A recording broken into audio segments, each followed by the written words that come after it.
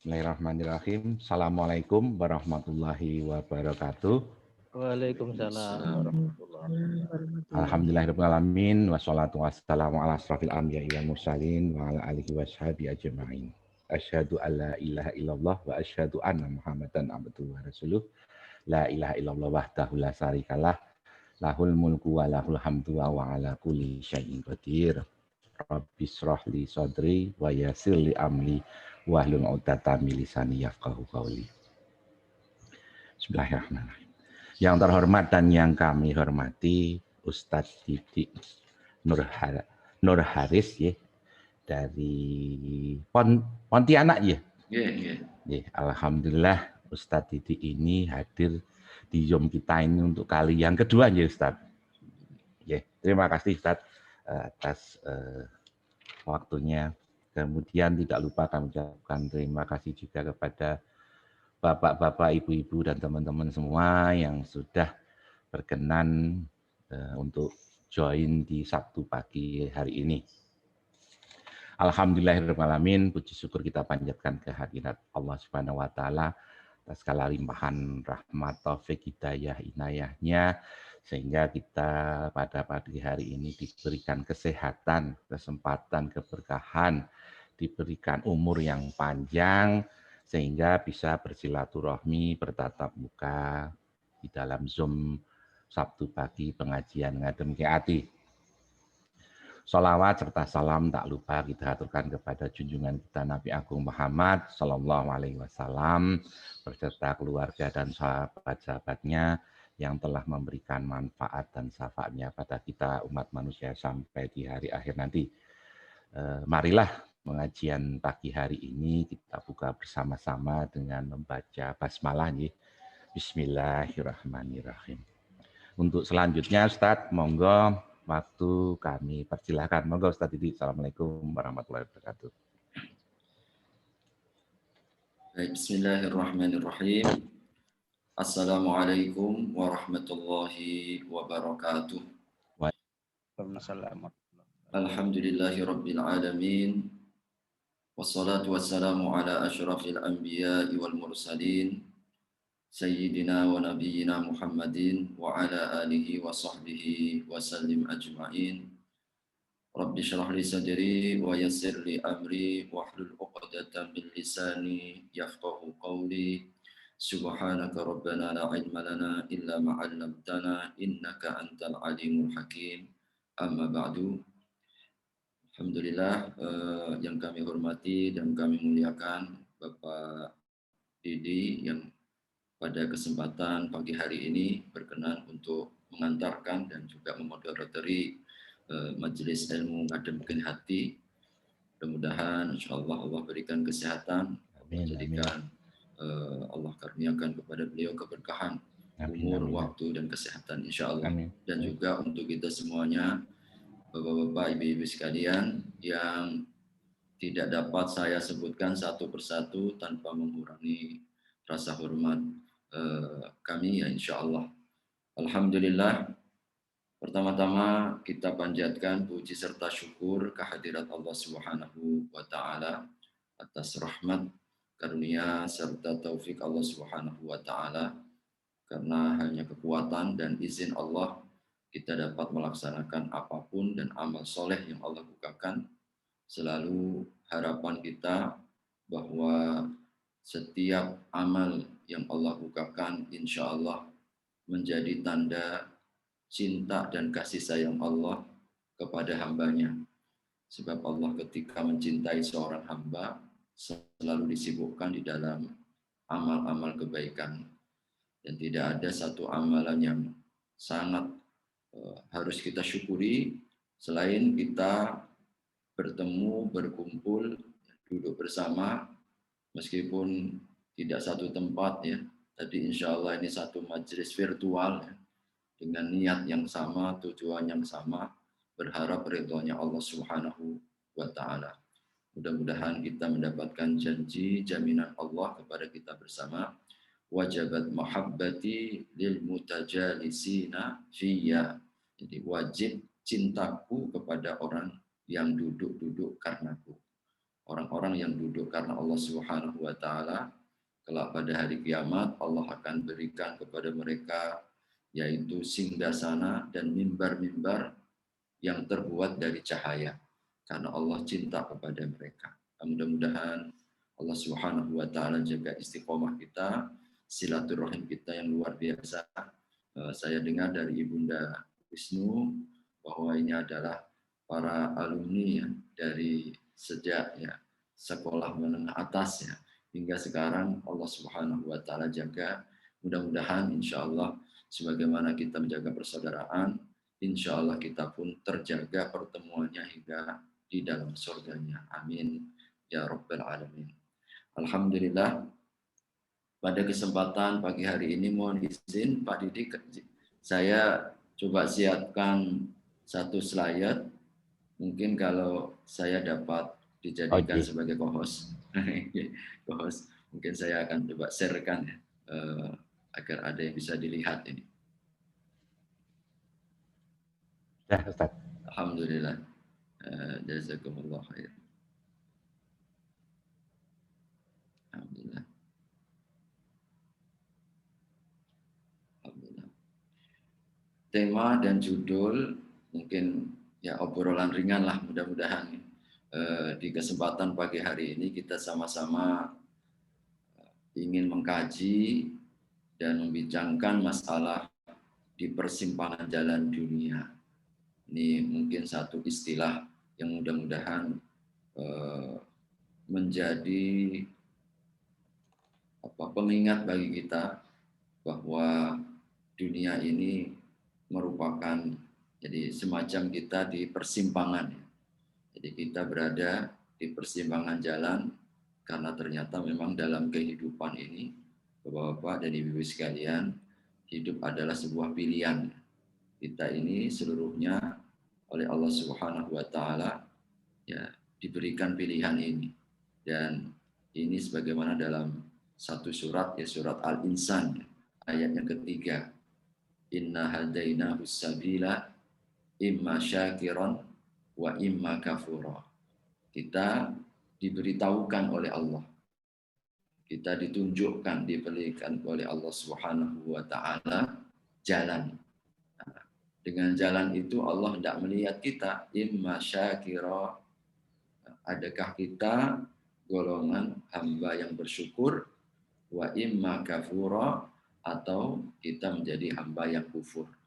Maka itulah di persimpangan jalan kita ini. Dari sinilah kita merasakan dan juga kita mendapatkan ya satu kenyataan bahwa kita sedang diuji oleh Allah Subhanahu wa taala. Jadi di persimpangan jalan di sinilah dunia ini ya. Kita dalam ujian Allah. Apakah kita akan menjadi yang syakira, hamba yang bersyukur, atau kita malah sebaliknya, kita menjadi hamba yang kafura, hamba yang kemudian kufur. Maka menyadari ini karena kita di dalam kehidupan diuji oleh Allah Subhanahu wa taala, mudah-mudahan ada kewaspadaannya, ada kehati-hatian, ada kesadaran penuhnya agar dalam hidup ini pilihan-pilihan kita bertanggung jawabnya. Apa yang kita pilih, jadi apa yang coba untuk kita laksanakan ini betul-betul dapat kita pertanggungjawabkan. Nah, boleh jadi hamba-hamba Allah Subhanahu wa taala yang mungkin jadi pada jalan yang lain yang kafur ini tidak menyadari tentang esensi ini. Kalau kita bertanya untuk apa kita diuji, ya Allah Subhanahu wa taala berikan jawaban di dalam surat Al-Mulk ya. Jadi surat 67 ayat yang kedua. Alladzi khalaqal mauta wal hayata. Dialah Allah yang menciptakan mati dan kehidupan. Allah dahulukan Bapak Ibu sekalian kematian ya. Karena memang hakikatnya dari sana kita ini. Hari ini dan sekarang ini saat ini kita merasakan al-hayah yaitu kehidupan. Bahwasanya sebelum kita hidup ini ada kematian. Bahwa hidup ini ternyata bukan sesuatu yang sia-sia, ada tujuan. Mengapa Allah hidupkan setelah kita mati? Saat ini kita dirasakan kehidupan, sebelumnya kita tidak pernah merasakan atau sebelumnya, sebelum mungkin usia yang saat ini mungkin ada 40 tahun, 50 tahun, 60 tahun, ini seluruhnya adalah liyabluwakum. Allah hendak menguji. Ini bahasa ujian tadi ya. Allah sebutkan di dalam ayat ini. Dia hendak menguji kalian. Untuk apa? Allah menguji kita, ayyuhum ahsanu amala.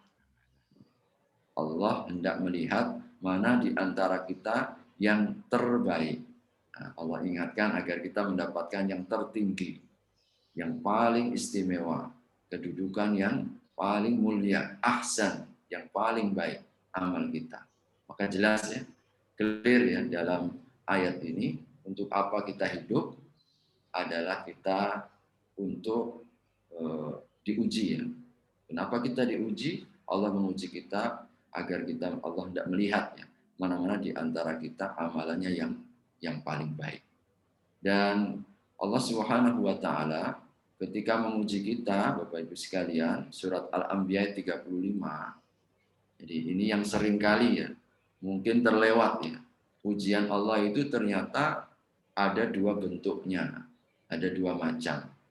Seringkali kita merasakan itu sebagai sebuah ujian hanya pada posisi atau sisi yang satu sisi, tapi kita kurang merasakan dan menyadari pada sisi yang lain. Maka di dalam ayat ini Allah hendak menyampaikan kepada kita bahwa ada dua keadaan yang kedua-duanya merupakan ujian. Wa nabluukum bisyarri wal khairi fitnatan. Ini dalam surat Al-Anbiya. Kami akan menguji kalian bisyar, yaitu dengan keburukan. Jadi ternyata keburukan ini adalah ujian, wal khairi, dan juga kebaikan. Kenapa Allah rasakan buruk dan baik ini? Fitnatan, sebagai sebuah ujian, sebagai sebuah fitnah. Fitnah di dalam Al-Quran itu artinya adalah ujian.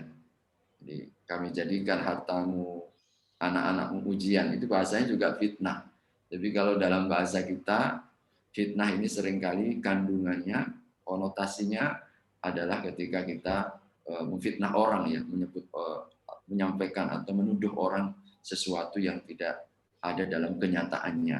Ini namanya kan fitnah. Tapi dalam bahasa Al-Quran, kata fitnah itu artinya adalah ujian.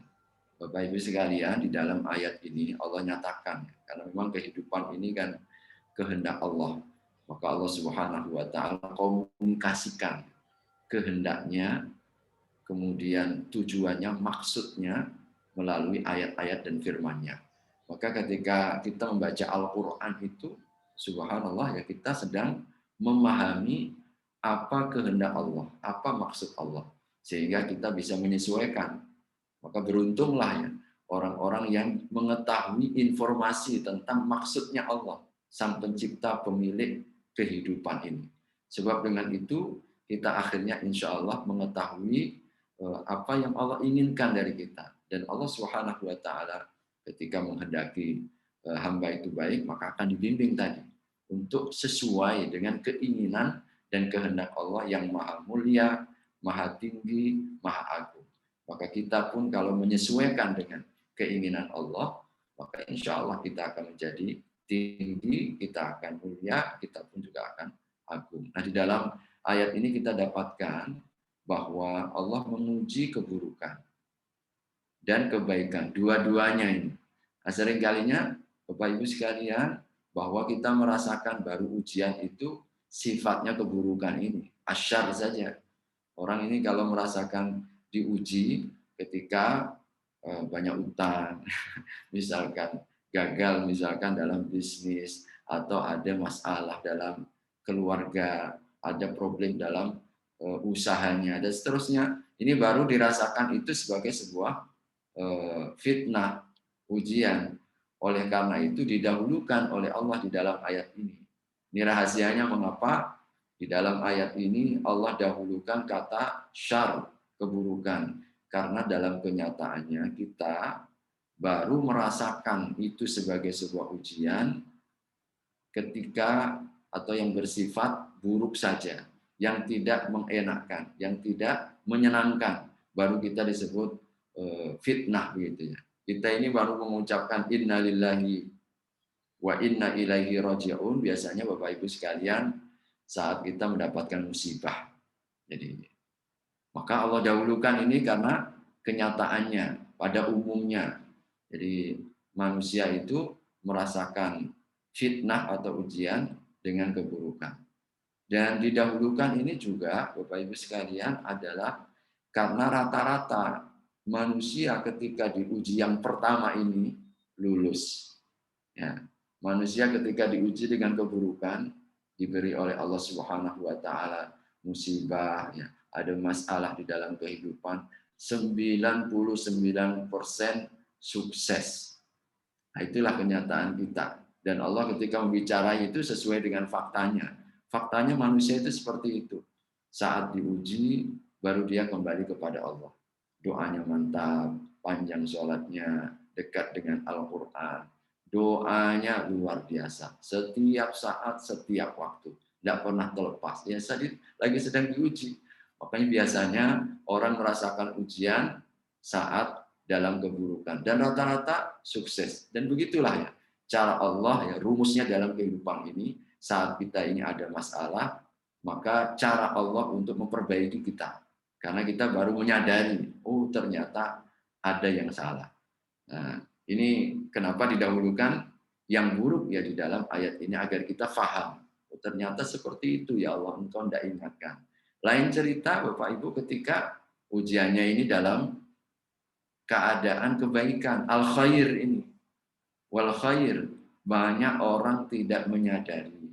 Saat lapang, saat kaya, saat tinggi jabatannya, saat Allah muliakan dunianya, merasakan itu sebagai sebuah fitnah. Nah, beda dengan yang pertama ini. Jadi orang baru merasakan fitnah atau ujian itu saat susah. Kalau orang Pontianak, Pak Didi, ada satu istilah kue kroket, kue brodar. Sudah sakit, ya, baru sadar. Nah, itu biasanya kita begitu. Jadi kalau kita udah sakit, baru sadar bahwa saya nikmat kesehatan. Kita ini kalau sedang terpuruk, baru menyadari tentang diri kita. Memang seperti itu. Tetapi ketika kita dalam kebaikan, kadang kita ini lupa. Ketika Allah berikan kenyamanan, kita lalai. Kita seakan tidak pernah mengalami kesulitan, lalu kita banyak berdoa. Jadi, maka kita renungkan satu buah ayat ini yang luar biasa, surat Yunus ya, surat 10 ayat yang ke-12. Jadi ini betul-betul keadaan kita. Saya kalau setiap kali baca ayat ini, memang inilah ya, kita banget begitu ya. Allah itu tampar kita dengan melalui ayat ini. Mungkin adakah jamaah yang punya atau ada terjemah Al-Quran? Kalau ada boleh dibantu untuk dibaca. Tapi kalau enggak saya terjemahkan juga, enggak apa-apa. Ada mungkin jamaah, mungkin ada di sisinya Al-Quran. Surat Yunus ayat yang ke-12.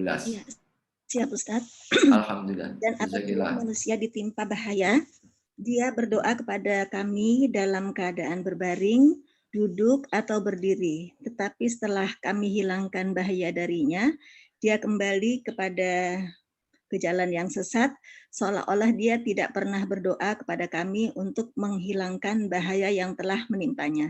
Demikianlah dijadikan terasa indah bagi orang-orang yang melampaui batas apa yang mereka kerjakan. Terima kasih Ibu Usnu. Jadi Bapak-bapak, Ibu-ibu, dalam ayat ini memang betul-betul serasa ayat ini menepati ya, dan cermin untuk kita semuanya. Jadi kita tidak perlu menuduh orang lain. Ini memang keadaan kita. Allah Subhanahu wa taala tegaskan, manusia itu ketika ditimpa dengan atur ya, kesempitan, kesusahan ya, apapun masalah dalam kehidupan ini, ternyata keadaannya tadi sebagaimana saya sampaikan da'ana, serta-merta mereka berdoa. Jadi berdoa. Jadi berdoa kepada Allah, meminta agar Allah Subhanahu wa taala keluarkan dari kesempitan itu. Allah selesaikan masalahnya, Allah sembuhkan penyakitnya, Allah Subhanahu wa taala berikan untung dalam bisnisnya. Jadi ini seringkali keadaan kita seperti itu. Bahkan Allah sebutkan bagaimana keadaan doanya itu li jambihi. Jam itu artinya dalam keadaan baring. Jadi Bapak Ibu sekalian, dalam keadaan baring, dalam keadaan duduk, dalam keadaan berdiri. Ini artinya apa? Doanya itu setiap saat, setiap waktu, tidak pernah terputus semuanya. Ketika orang dalam kesulitan itu, apapun dilakukan. Dia lagi baring. Ini kan keadaan, sesungguhnya ini juga simbolisasi juga. Bahasa Al-Quran itu bahasa simbol semuanya. Ketika baring itu, orang baring biasanya lagi sakit, betul ya. Orang kalau sakit kan baring ya. Kita ini tidur baring. Dalam keadaan baring, dia doa. Nah, lalu dalam keadaan duduk, rasa nyaman sedikit. Orang kalau sudah bisa duduk kan, Bapak Ibu sekalian, dari sakitnya, dia keadaannya mulai agak dirubah oleh Allah Subhanahu wa taala. Lebih baik sedikit, qaidan, udah bisa duduk ini sekarang. Kemarin-kemarin masuk belum bisa duduk dalam keadaan baring, dia terus berdoa. Nah, keadaan semakin dirubah oleh Allah, bahkan dia sudah mampu untuk berdiri, sudah mampu untuk bisa mandiri. Dia tetap berdoa. Artinya, ketika kita dalam kondisi sulit ini, semua sarana, semua pintu, semua keadaan ini kita manfaatkan. Ketemu siapapun orang, Masya Allah. Ketemu Ustadz, minta doa. Ketemu saudara, minta doa. Ada tetangganya mau berangkat umrah atau haji, minta doa. Semua dilakukan. Jadi dalam semua kesempatan, panggillah mungkin anak yatim piatu, kita suka kita sedekah habis-habisan. Ini biasanya seperti itu keadaan kita. Memang betul-betul kita banget ayat ini. Jadi kadang-kadang kita ini kalau dalam kesulitan, semua keadaan, setiap waktu kita lakukan. Subhanallah. Dan Allah Subhanahu wa taala tidak akan pernah menyia-nyiakan setiap doa-doa kita. Falamma kasyafna anhu durrahu. Nah ini masalahnya di sini. Maka tatkala kami telah keluarkan, kasyafa itu artinya membuka, dibukakan ya. Yang tertutup, asalnya kita mengalami kesulitan demi kesulitan, lalu Allah Subhanahu wa taala bukakan kesulitan itu sehingga kita mendapatkan jalan keluar. Jadi sakitnya disembuhkan, utangnya dibayar, masalahnya diselesaikan ya. Problem dalam rumah tangganya Allah Subhanahu wa taala berikan jalan keluar. Keadaan sudah lebih baik, membaik. Sebagaimana tadi isyarat-isyarat keadaan itu kan dari baring sampai bisa duduk, sampai kita bisa berdiri. Ini kan keadaan waktu demi waktu yang Allah Subhanahu wa taala selesaikan. Yani, maka tatkala keadaan itu sudah berubah total, dah selesai masalahnya, problemnya sudah, kesulitannya sudah Allah angkat, pada saat itulah seringkali manusia ini marra ka'allam yad'una. Marra, bahasa Al-Quran marra itu Bapak Ibu sekalian lewatnya. Dia lewat. Ini tidak pakai ulun-ulun ya, kalau orang Jawa kan istilahnya kalau marra itu lewat begitu cepat begitu ya. Jadi itu namanya marra. Jadi lewat begitu cepat seakan tidak pernah berdoa sedikit pun. Jadi seakan Allah sebutkan ka'allam yad'una. Jadi seakan dia tidak berdoa kepada kami. Padahal kenyataannya, dulu ketika doanya itu setiap waktu, setiap saat. Jadi dalam semua keadaan, duduk, baring, tidur, sampai mungkin mimpi-mimpinya pun doa berharap kepada Allah agar diselesaikan. Nah, ini jadi seakan-akan seperti ka'allam yad'una ila dzurrim mas'ah. Maka Allah ingatkan, kadzalika zuyyina. Demikianlah dihias-hiaskan. Jadi dijadikan dalam pandangan mereka itu betul begitu. Padahal salah apa yang dia lakukan itu. Itu makanya disebut dengan zuyyina, ditampakkan indah perbuatan buruknya ini. Bahwasanya dia tidak pernah, seakan dia tidak pernah tidak lagi berdoa setelah Allah selesaikan urusannya, setelah Allah hilangkan penyakitnya, setelah Allah Subhanahu wa taala keluarkan dari kesulitannya itu, dia merasa bahwasanya itu baik-baik saja menurut dia. Maka disebutkan zuyina. Zuyina itu dipandangkan, ditampakkan indah. Jadi seakan itu sah-sah saja, wajar-wajar saja. Jadi normal-normal saja seperti itu perbuatan dulu ketika sulit, banyak ibadahnya. Tapi setelah Allah hilangkan kesulitan itu, tidak lagi berdoa, tidak lagi menjaga hubungan dengan Allah. Nah ini dianggapnya sebagai sesuatu yang biasa, normal saja. Makanya Allah ingatkan zuyina. Jadi dipandangkan atau diperlihatkan secara indah. Jadi perbuatan buruknya itu. Lil musrifin. Nah, bagi orang-orang yang melampaui batas.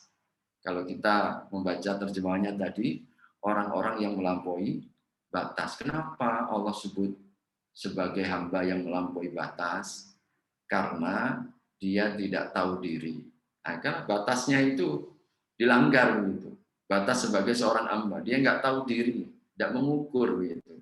Siapa dulu engkau? Jadi pada waktu sulit, begitu luar biasa minta-mintanya kepada Allah.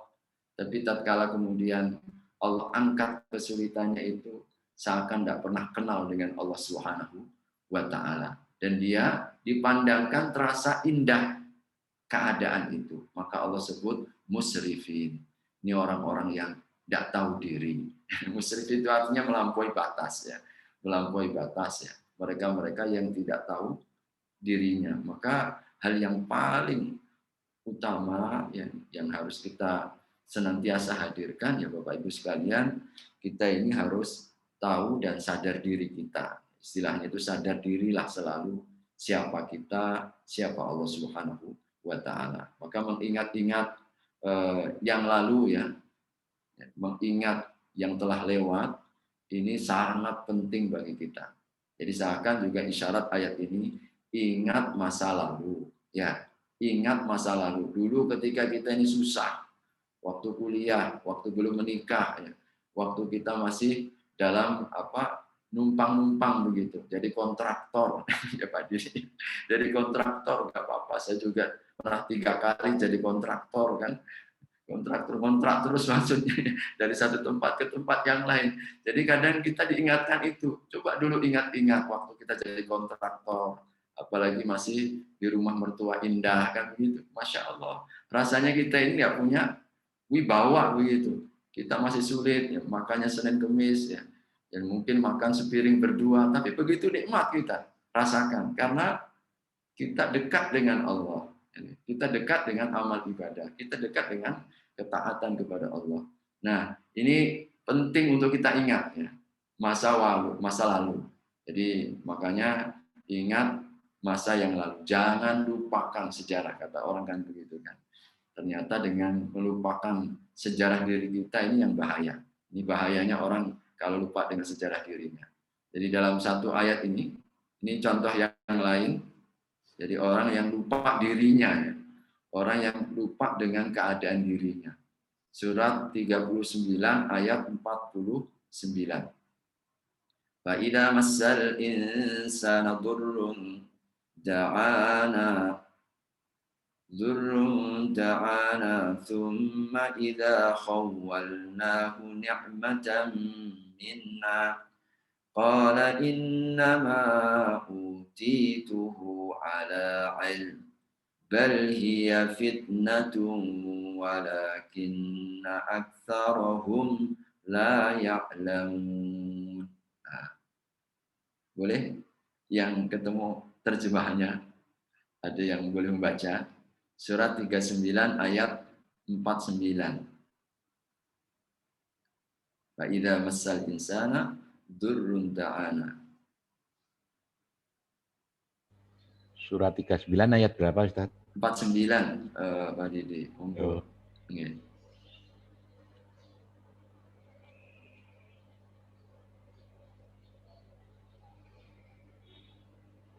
Surat.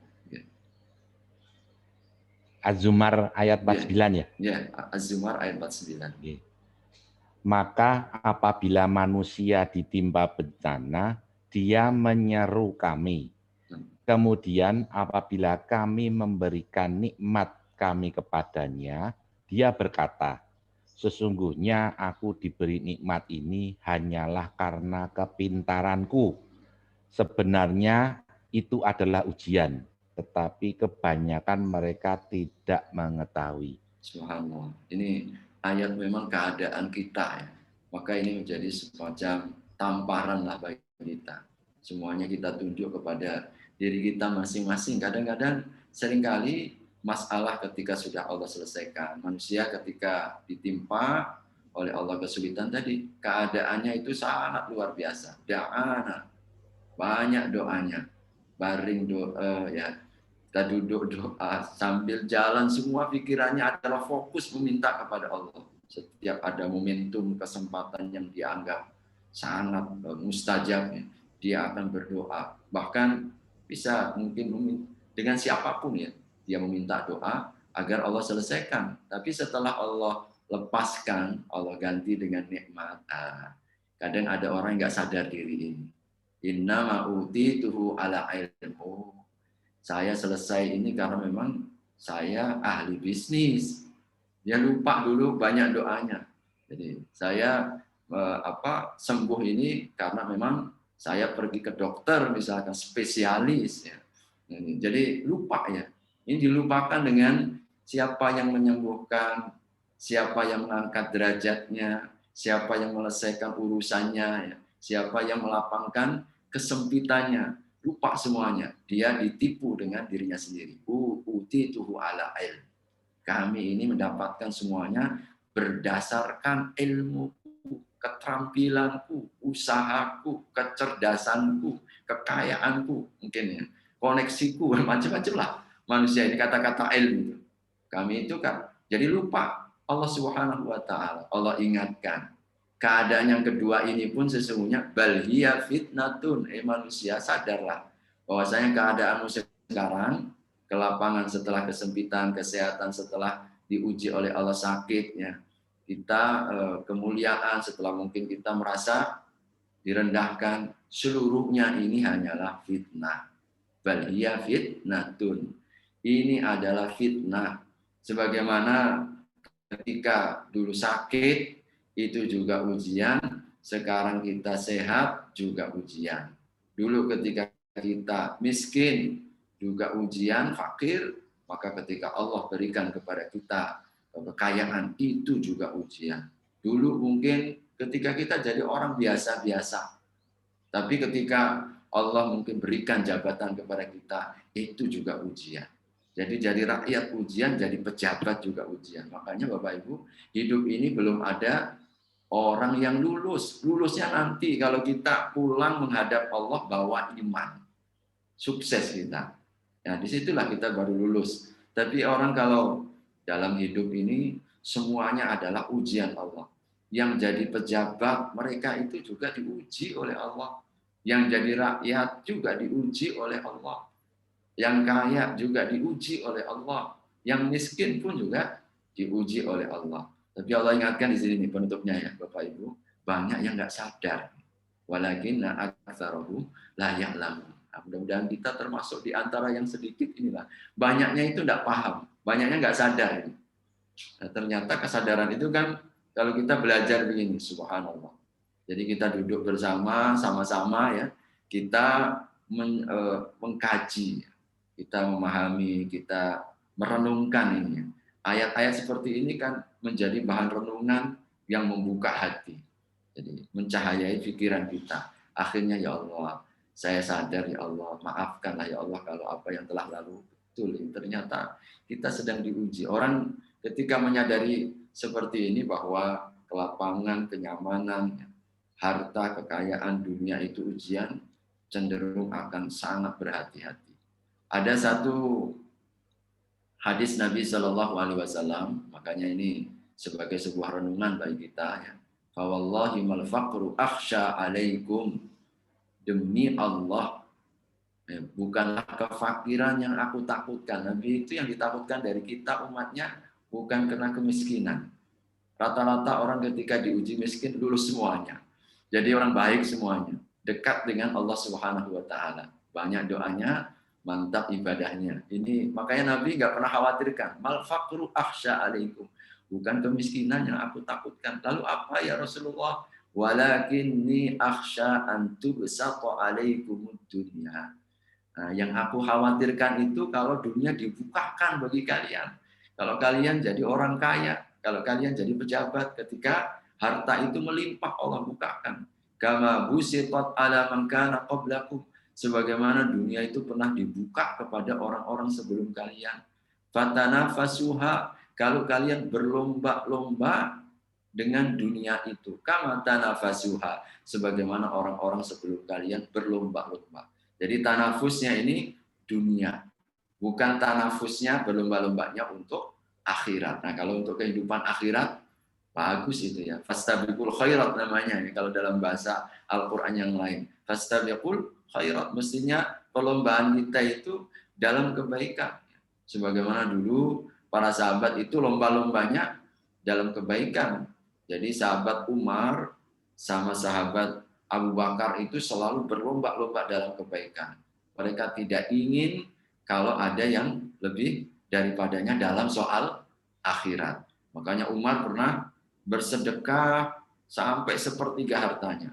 Lalu kemudian sahabat Utsman separuh, 2/3 dari hartanya disedekahkan. Ternyata Umar, sahabat Abu Bakar, semua hartanya disedekahkan. Sampai Nabi pun terkagum ya. Ditanya, kau tinggalkan untuk anak istrimu cemana, wahai Abu Bakar? Kata Abu Bakar, aku tinggalkan untuk Allah dan Rasulnya.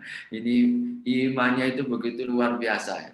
Mereka saling berlomba-lomba untuk kebaikan. Tidak boleh ada orang lain yang lebih dulu dalam soal kebaikan ini. Kalau ada dibuka pintu peluang, maka mereka yang paling terdahulu. Begitulah ya para sahabat itu yang di dalam kebaikan. Nah, yang dimaksud, yang dicela, yang dikhawatirkan oleh Nabi ini, kalau perlombaan kita ini pada sisi yang lain, bukan akhirat, yaitu dunia.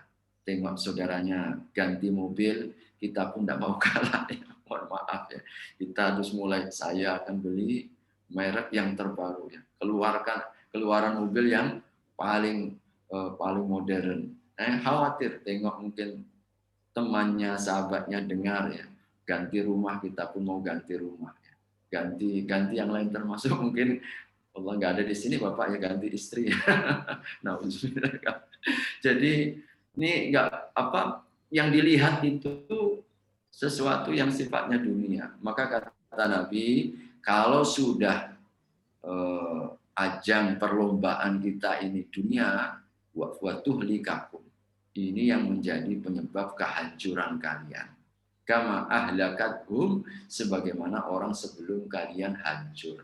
Ternyata umat kaum-kaum sebelum kita dihancurkan itu adalah karena berlomba dalam soal dunia. Ini artinya betul-betul harus berhati-hati. Ini yang dikhawatirkan Nabi. Kalau miskin, kefakiran, kesusahan, nggak perlu dikhawatirkan. Nabi seakan begitu. Karena semuanya rata-rata sukses ya ketika diuji dalam kesulitan ini.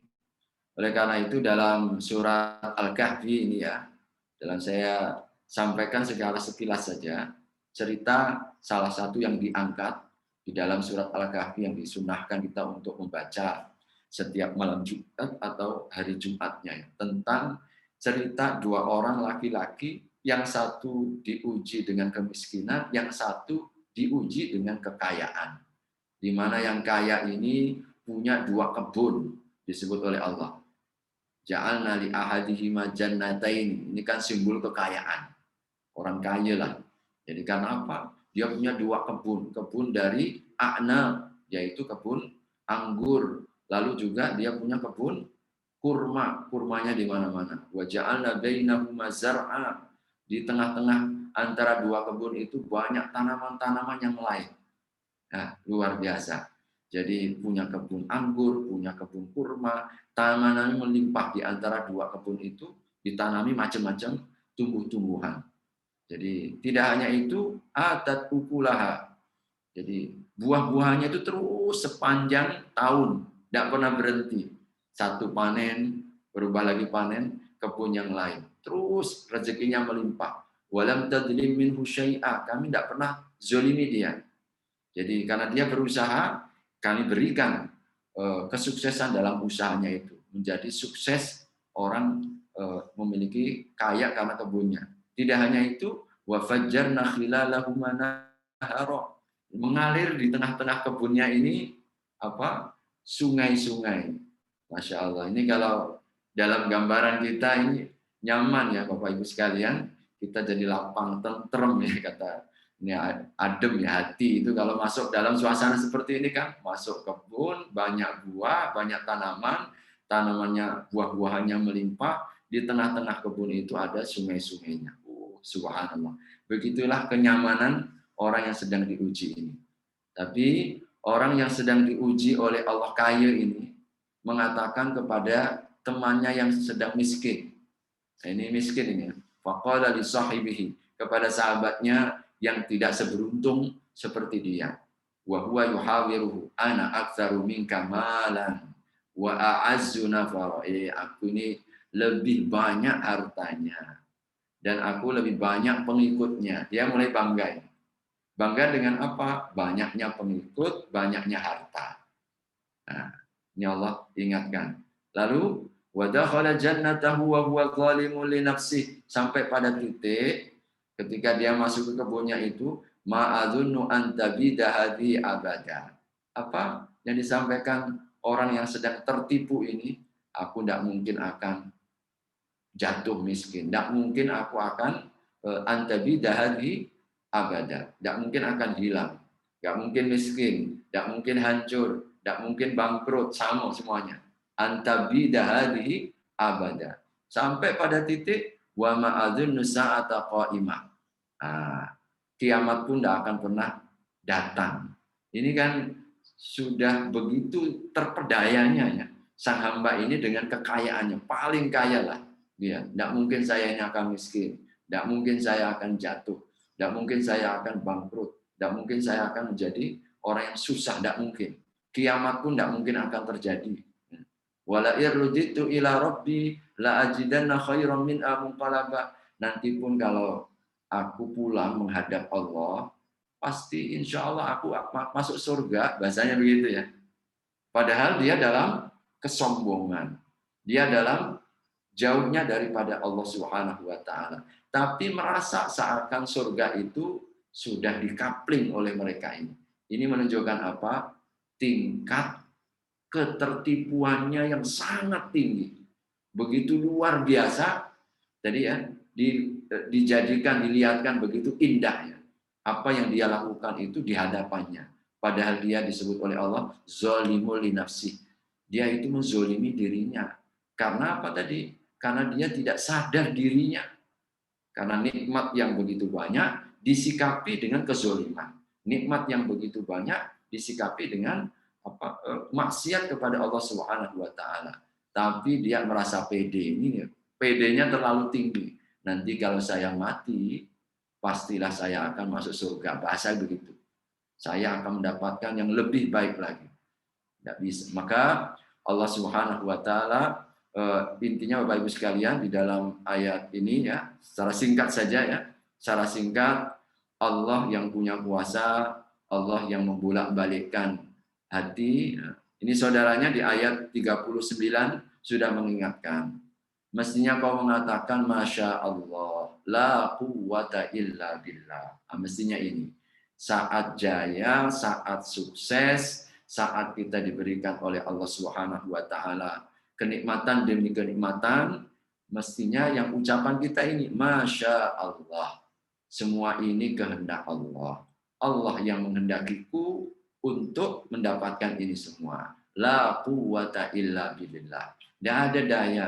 Ini orang merendah. Ini kalau sadar diri, ketika dia dipuji-puji, ya mungkin dia disanjung-sanjung dengan kekayaannya, dengan pangkat dan jabatannya, dia selalu kembalikan kepada Allah. Tidak sedikit pun dia berusaha untuk merasa dalam dirinya. Tidak seperti di ayat Az-Zumar tadi kan, oh siapa dulu ini karena hasil kerja saya, ini karena ilmu saya, ini karena usaha saya. Enggak. Tapi mestinya ini dinasihati orang yang miskin ini kepada orang kaya ini, jangan begitu. Mestinya kau itu katakan, Masya Allah, semuanya ini adalah kehendak Allah. Kau jadi kaya ini karena Allah Subhanahu wa Ta'ala. Kau jadi pejabat ini karena Allah Subhanahu wa Ta'ala. Kalau bukan karena kekuatan, daya, usaha, ilmu yang Allah titipkan, tidak mungkin kau nggak seperti ini. Ini nasihat orang yang miskin kepada sahabatnya yang sedang diuji oleh kaya ini. Tapi itu tadi, dia merasa jadi bahwasanya semuanya adalah dari hasil usahanya. Maka di ayat 40 ini Allah mengingatkan. Jadi Bapak Ibu sekalian, ketika intinya di ayat ini kan fa'asa rabbi wa yursila 'alaiha khusbanan minas sama'i. Maka Allah mengirimkan yaitu angin yang sangat kencang dari langit. Fatusbiha sa'idan zalaqa. Maka kebunnya yang begitu indah, yang banyak buahnya, ya tiba-tiba sa'idan menjadi apa? Menjadi tanah lapang yang tandus, tidak ada sedikit pun tumbuhan. Au yusbiha ma'uha ghaura. Jadi airnya yang dia bangga-banggakan yang mengalir di antara kebun-kebunnya itu menjadi kering sama sekali. Falan tastati alahu talaba, sedikit pun dia tidak mampu untuk mendapatkan sedikit pun air. Jadi wa uhilqa bi thamarihi, buah-buahannya pun hilang semuanya. Fa asbaha yuqallibu kaffaihi, seperti halnya dia itu membalikkan tangan keadaan. Jadi Allah gambarkan siksaannya ketika datang serta merta. Begitu cepatnya seperti membalik kedua belah tangan. Allah tidak ingatkan keadaan ini. Ini ujungnya, ya. Endingnya ini. Maka hampir rata-rata begitu Bapak Ibu sekalian, orang yang tidak sadar diri, seringkali kemudian Allah Subhanahu wa Ta'ala langsung ingatkan, dan sekali ketika diingatkan sakit itu rasanya. Sangat sakit itu rasanya. Jadi bagaimana keadaan Korun, bayangkan ya, Korun sama persis keadaan Korun seperti inilah. Jadi ketika diuji, ketika diingatkan oleh Nabi Musa, itu ayat-ayatnya dalam surat Al-Ankabut ya, ceritanya kita dapatkan seperti itu. Tapi ketika tidak sadar diri, Allah langsung ingatkan posisinya, kau ini tidak lebih seperti dibenamkan ke dalam tanah. Jadi begitulah ya, kadang kita harus berhati-hati, jangan pernah merasa aman. Ya, pernah merasa aman. Makanya kita memang harus berhati-hati. Jadi karena saya ingin persingkat saja Bapak Ibu sekalian, sikap kita mestinya bagaimana agar kita menyadari hakikat dunia. Jadi ternyata kenikmatannya itu menipu. Makanya Allah sebut dalam banyak ayat, salah satunya di sini Ali Imran 185, bahasa dunia itu mata'ul hurur, yaitu tipuan belaka. Hurur itu artinya tipuan.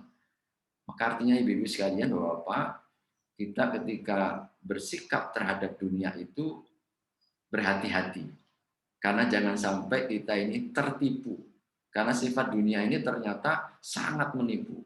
Begitulah ya keadaan dunia ini sebagaimana Allah sebutkan dalam ayat ini. Mata'ul hurur, kesenangan yang sangat menipu. Jadi ini yang kita takutkan ya. Bahkan saking begitu beratnya ini ya, tipuannya begitu luar biasa ini, sampai hari ini kita saksikan, Bapak Ibu sekalian, orang rela membayar mahal untuk masuk neraka. Bayangkan, begitu menipunya ya. Orang sedia untuk mengeluarkan kos yang begitu besar, padahal untuk masuk neraka tanpa sadar. Begitu luar biasa. Jadi kadang orang untuk, ya mohon maaf ya, orang ketika termasuk dalam dunia narkoba misalkan, Masya Allah berapa yang harus dia beli untuk masuk neraka saja, dia harus ratusan ribu, satu mungkin pil, satu apa gitu, obat-obat terlarang. Ini kan mau masuk neraka, tapi dia sedia itu mau masuk neraka dengan membayar mahal itu. Ini kalau bukan tipu daya dunia yang luar biasa kan. Sedang kalau masuk surga kita meskipun gratis kan, jadi tanpa bayar ya, itu tidak mau semuanya. Masya Allah. Inilah ukuran kalau boleh kita katakan betapa besarnya fitnah dunia itu sampai orang tidak merasa bahwa dia ketika masuk neraka itu dengan biaya besar itu merasa nikmat saja begitu, senang saja dia, happy saja dia. Itu karena faktor besarnya ini. Maka doa Nabi ya ibu sekalian, Bapak, kepada kita di dalam salah satu doa yang panjang, doanya ini sebenarnya. Jadi ini salah satu rangkaian doa panjang sering Nabi baca pada saat setiap kali meninggalkan majelis. Allahumma la taj'alid dunya akbaru hammina ini.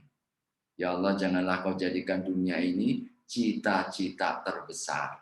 Beliau itu mohon agar hatinya tidak terpaut dengan dunia, ya, sehingga tidak menjadi sebuah fokus utama. Cita-cita terbesar itu hanyalah dunia. Jadi wala akbaru hammina, tujuan utamanya, wala mablagha ilmina, dan sepenuh ilmunya. Jadi tujuannya, cita-citanya, ilmu yang dia ketahuinya itu hanya dunia. Beliau berlindung dari itu. Berlindung agar hatinya ini jangan sampai kemudian terpaut, terikat ya oleh dunia. Apalagi kalau sudah sampai menjadi tujuan utama, cita-cita utama, yang dia ketahui ini hanyalah dunia saja, pasti dia akan menjadi ya budak-budak dunia ya. Nah ini yang kita takutkan ya. Karena itu Nabi SAW ingatkan kepada kita. Ini juga sikap ya. Ini kembali Bapak Ibu sekalian, kita dipaparkan intinya bagaimana kita mensikapi secara mental.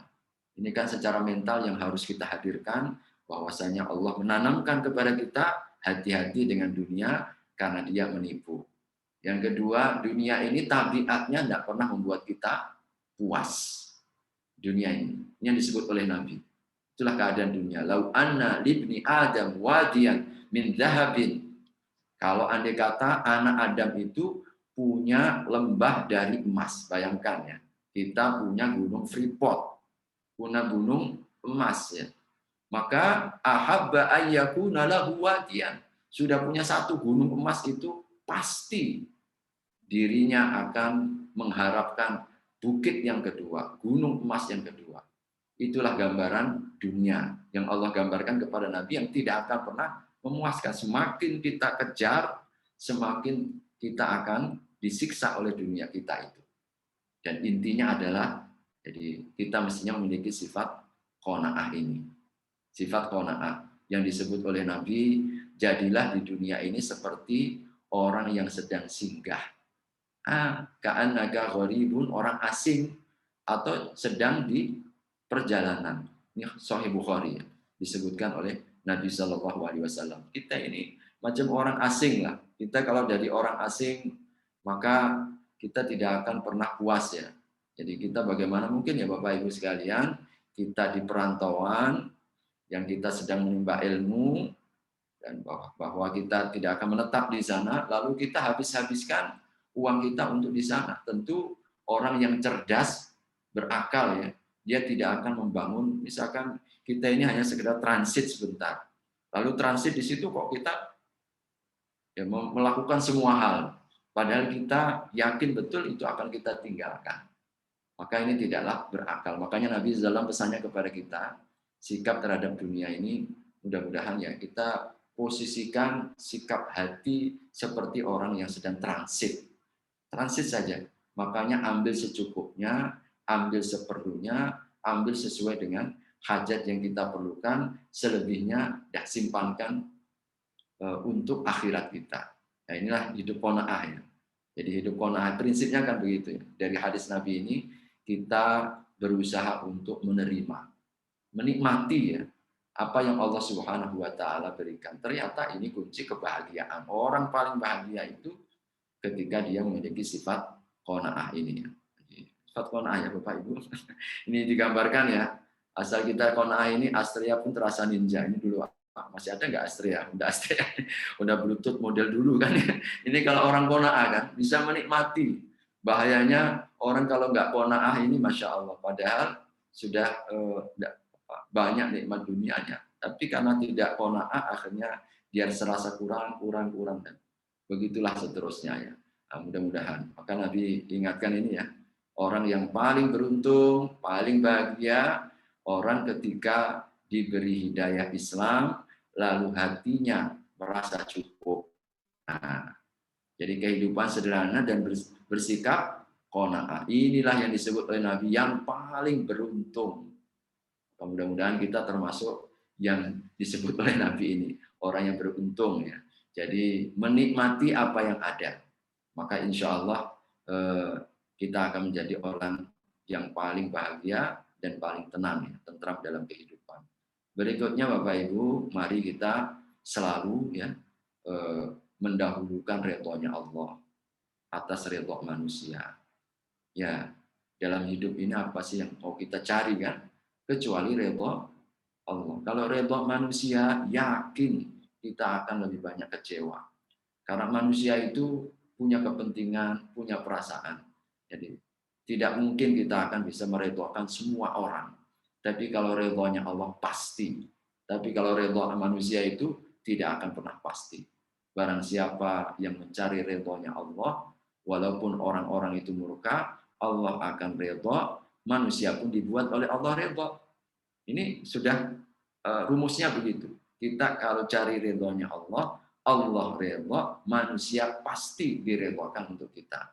Tapi kalau kita mencari ridhonya manusia, jadi hanya kita mencari pujian muka di hadapan manusia, Allah murka, manusia pun belum tentu ridho dengan kita. Lebih banyak kecewanya kita kalau mencari muka di hadapan manusia. Ini sudah tabiat dan ini resep ya Bapak Ibu sekalian, lepaskan. Makanya kita tauhid itu kan.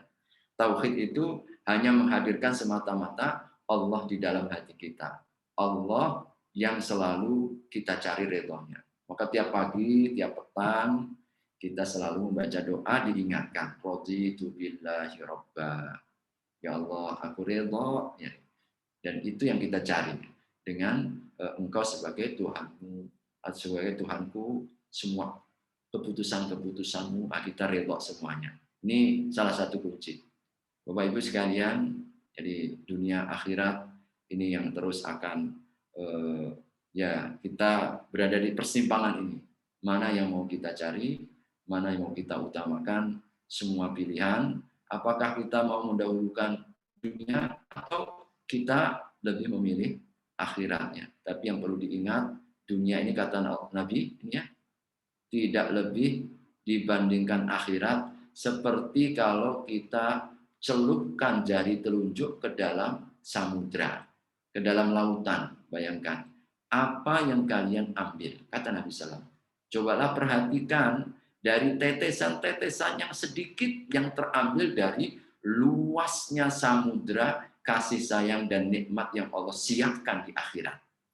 Jadi Nabi itu memberikan kepada kita, ini riwayat Muslim, menggambarkan bagaimana perbandingan antara akhirat seperti lautan yang begitu luas dan dunia yang sangat-sangat sedikit yang kita perebutkan ini. Tak lebih hanyalah tetesan-tetesan yang sangat sedikit. Begitu luar biasa ya Nabi ketika menggambarkan kepada kita agar orientasi kita, tujuan kita, kesibukan kita adalah untuk akhirat ini. Dan kalau kita perbandingkan lagi, mudah-mudahan untuk lebih membuat ya kita bersama-sama bermuhasabah ya. Satu hari akhirat sama dengan 1000 tahun.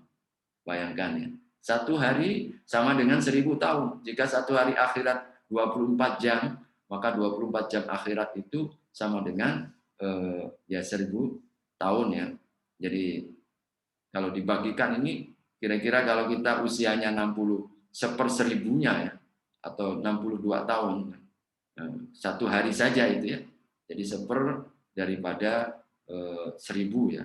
Kita satu hari 1000 tahun kita di dunia ini sama dengan satu hari ini kan. Jadi kalau 62 tahun.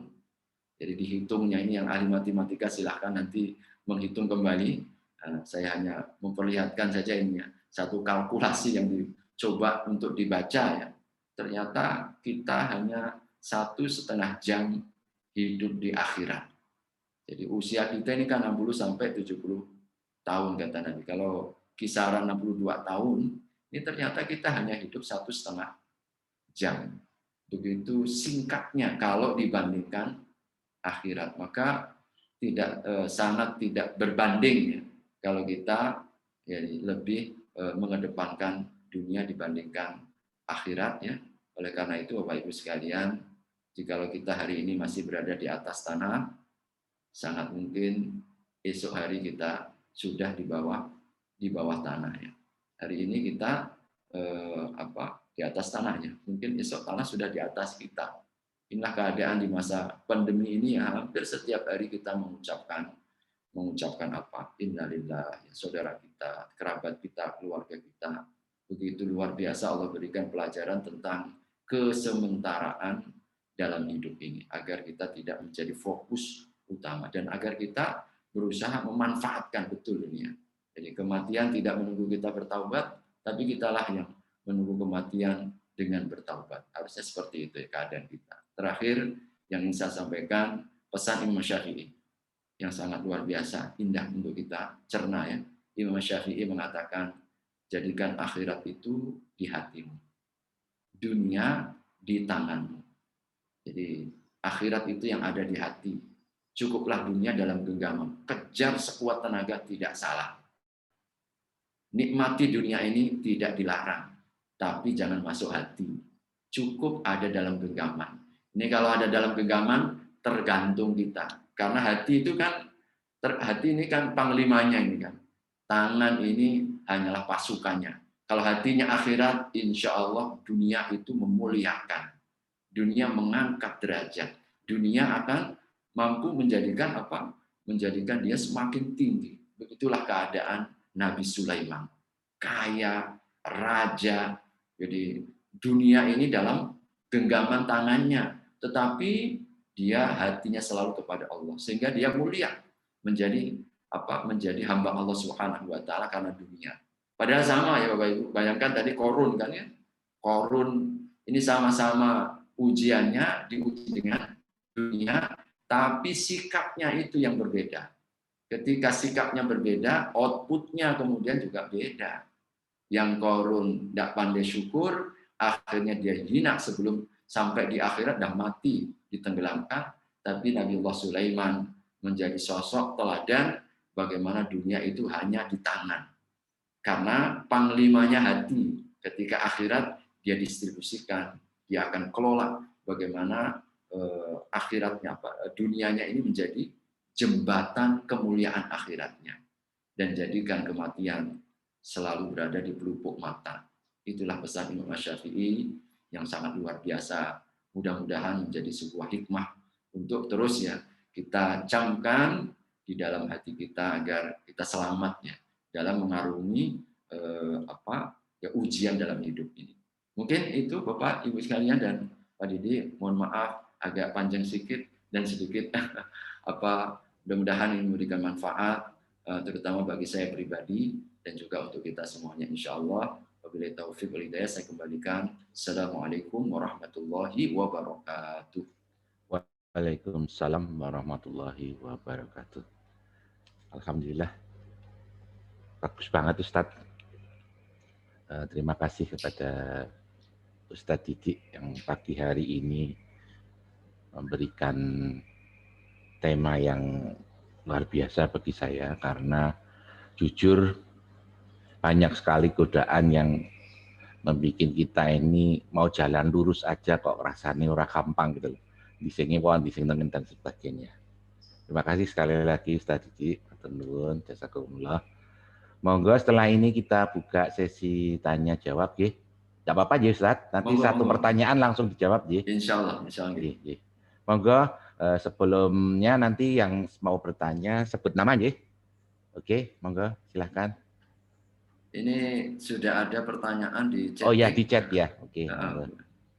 Assalamualaikum Ustadz dari Om Heri Setiawan. Mohon penjelasan doa besar yang tidak kita sadari, tetapi tanpa sadar kita menikmatinya dari hasil jerih payah kita dan nanti pasti akan kita pertanggungjawabkan kepada Allah. Itu pertanyaannya Ustaz.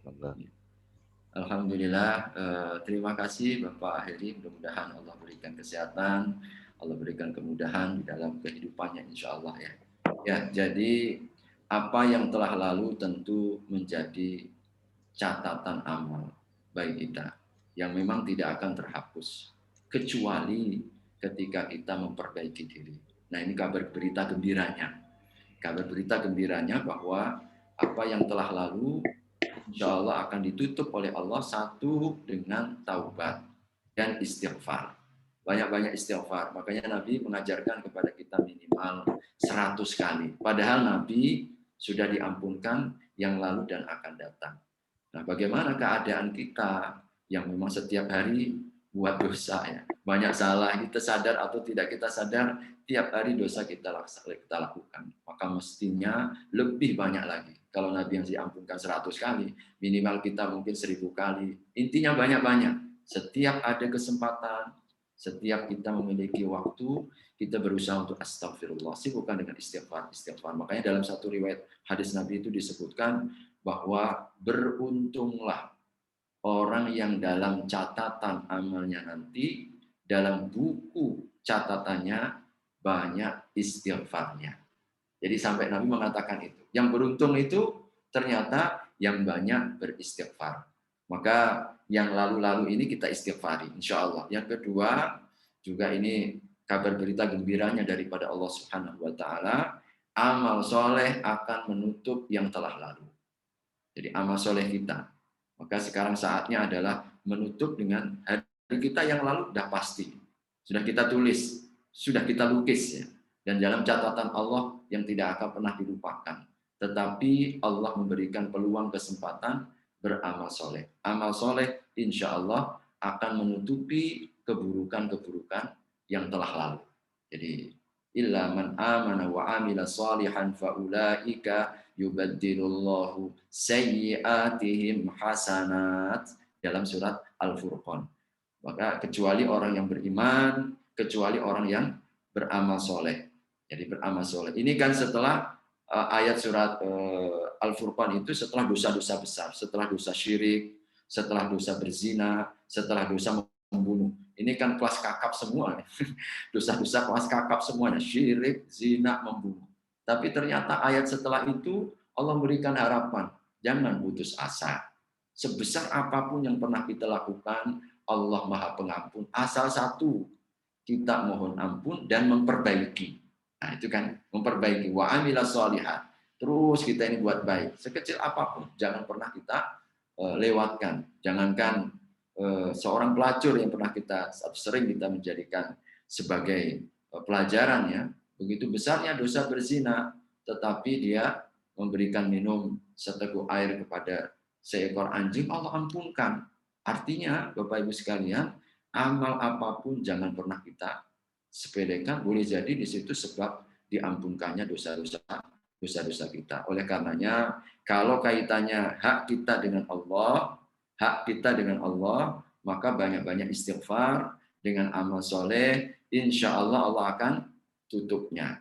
Maka sibukkan selalu, rutinkan selalu dengan amal-amal soleh kita, apapun. Yang kedua, kalau kaitannya dosa itu misalkan ada hubungannya dengan sesama.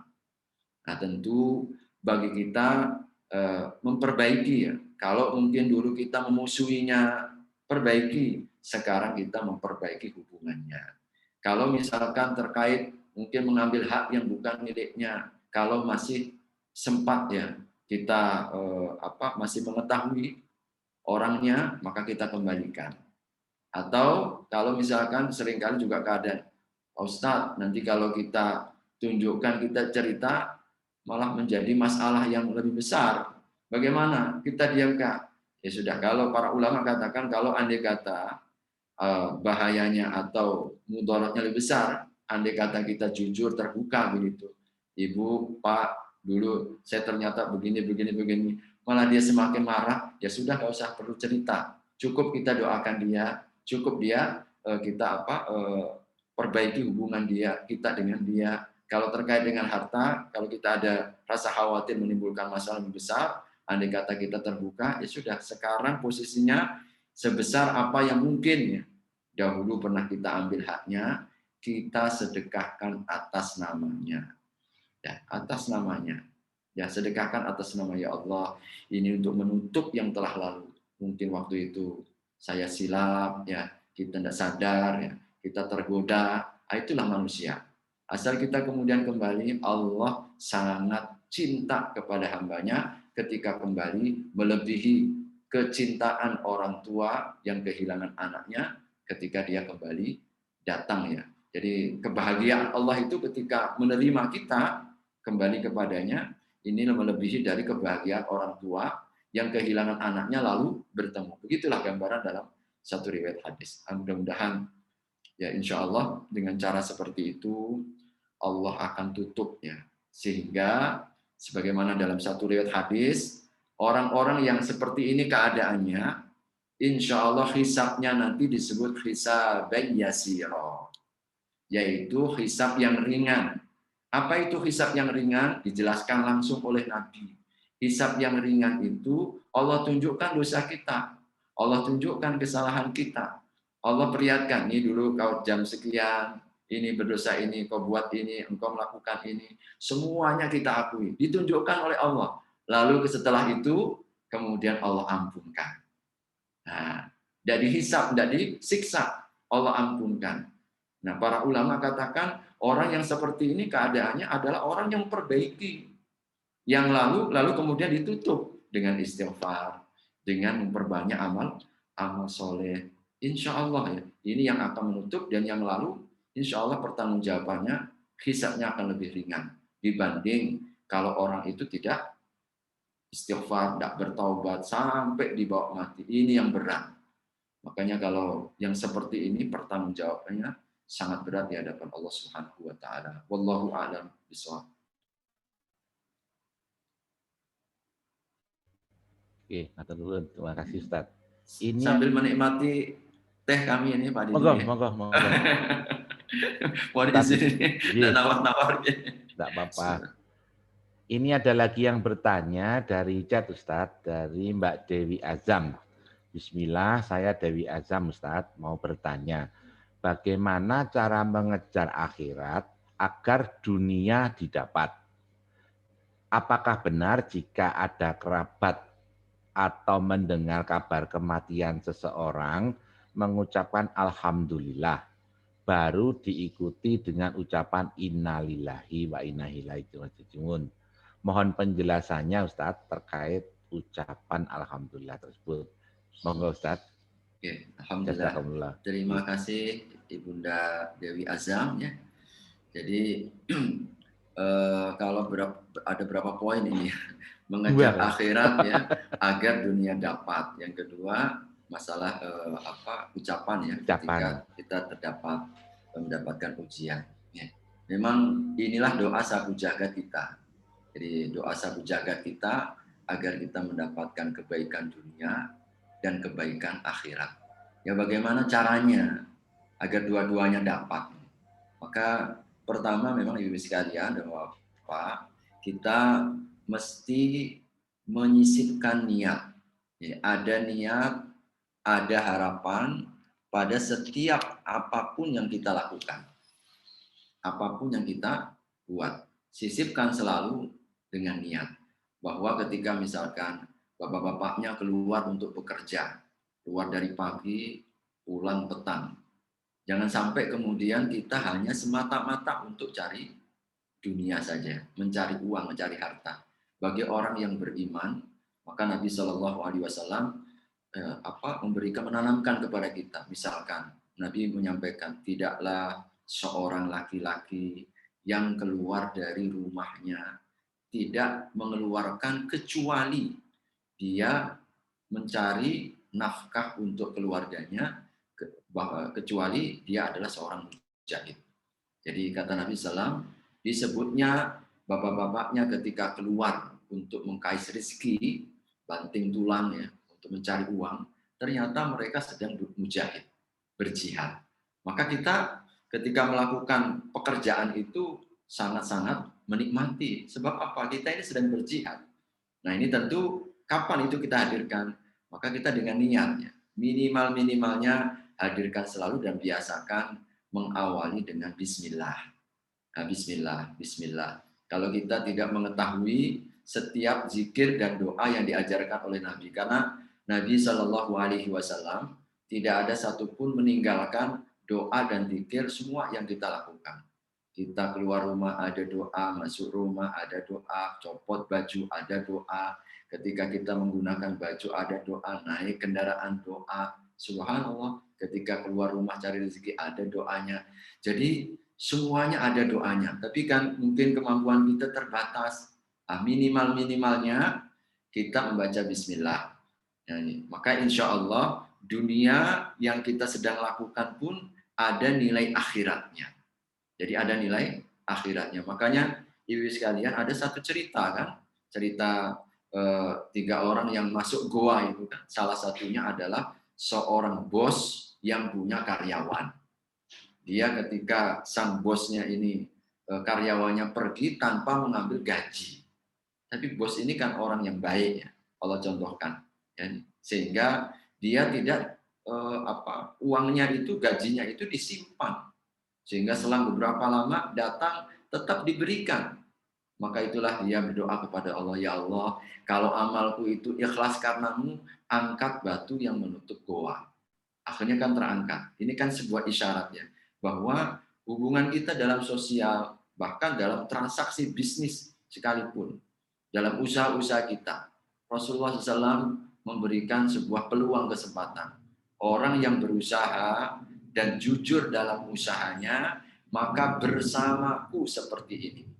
Jadi disebut oleh Nabi, bersamaku seperti ini ketika nanti di surga. Jadi kita ketika bekerja, ketika kita sibuk dalam urusan dunia kita, ternyata kita memiliki peluang jadi tetangga Nabi, begitu ya. Asal satu, kau jujur dalam usahamu itu. Jadi jangan kita ini menipu, jangan kita ini mengkhianati jadi kepada orang lain dalam usaha kita. Asal kejujuran kita jaga, maka orang at-tajirus shadiq, orang yang berusaha dan jujur dalam usahanya, maka insya Allah bersama Nabi. Penghargaan yang sangat luar biasa bagi kita. Ini satu ya. Maka kita mesti harus agar dunia kita dapatkan, hadirkan niat. Dan yang kedua, Bapak Ibu sekalian, kita bangun kesadaran melalui majelis ilmu. Ya, jadi kita ini berinteraksi dengan dunia lebih banyak dibandingkan interaksi kita dengan akhirat kadang-kadang. Coba sholat kita ini berapa? Sholat kita 3 menit paling kan, kali 5, 15 menit. Selebihnya banyak interaksi dengan dunia kita. Kita kalau misalkan baca Quran, berapa banyak kita baca Al-Quran? 1 lembar, 2 lembar. Tapi kalau kita baca medsos, media sosial, berlembar-lembar. Tidak terasa kita update WA itu beladen istilah orang. Kita meladeni menjawab, ya, lalu kemudian bercanda dan seterusnya.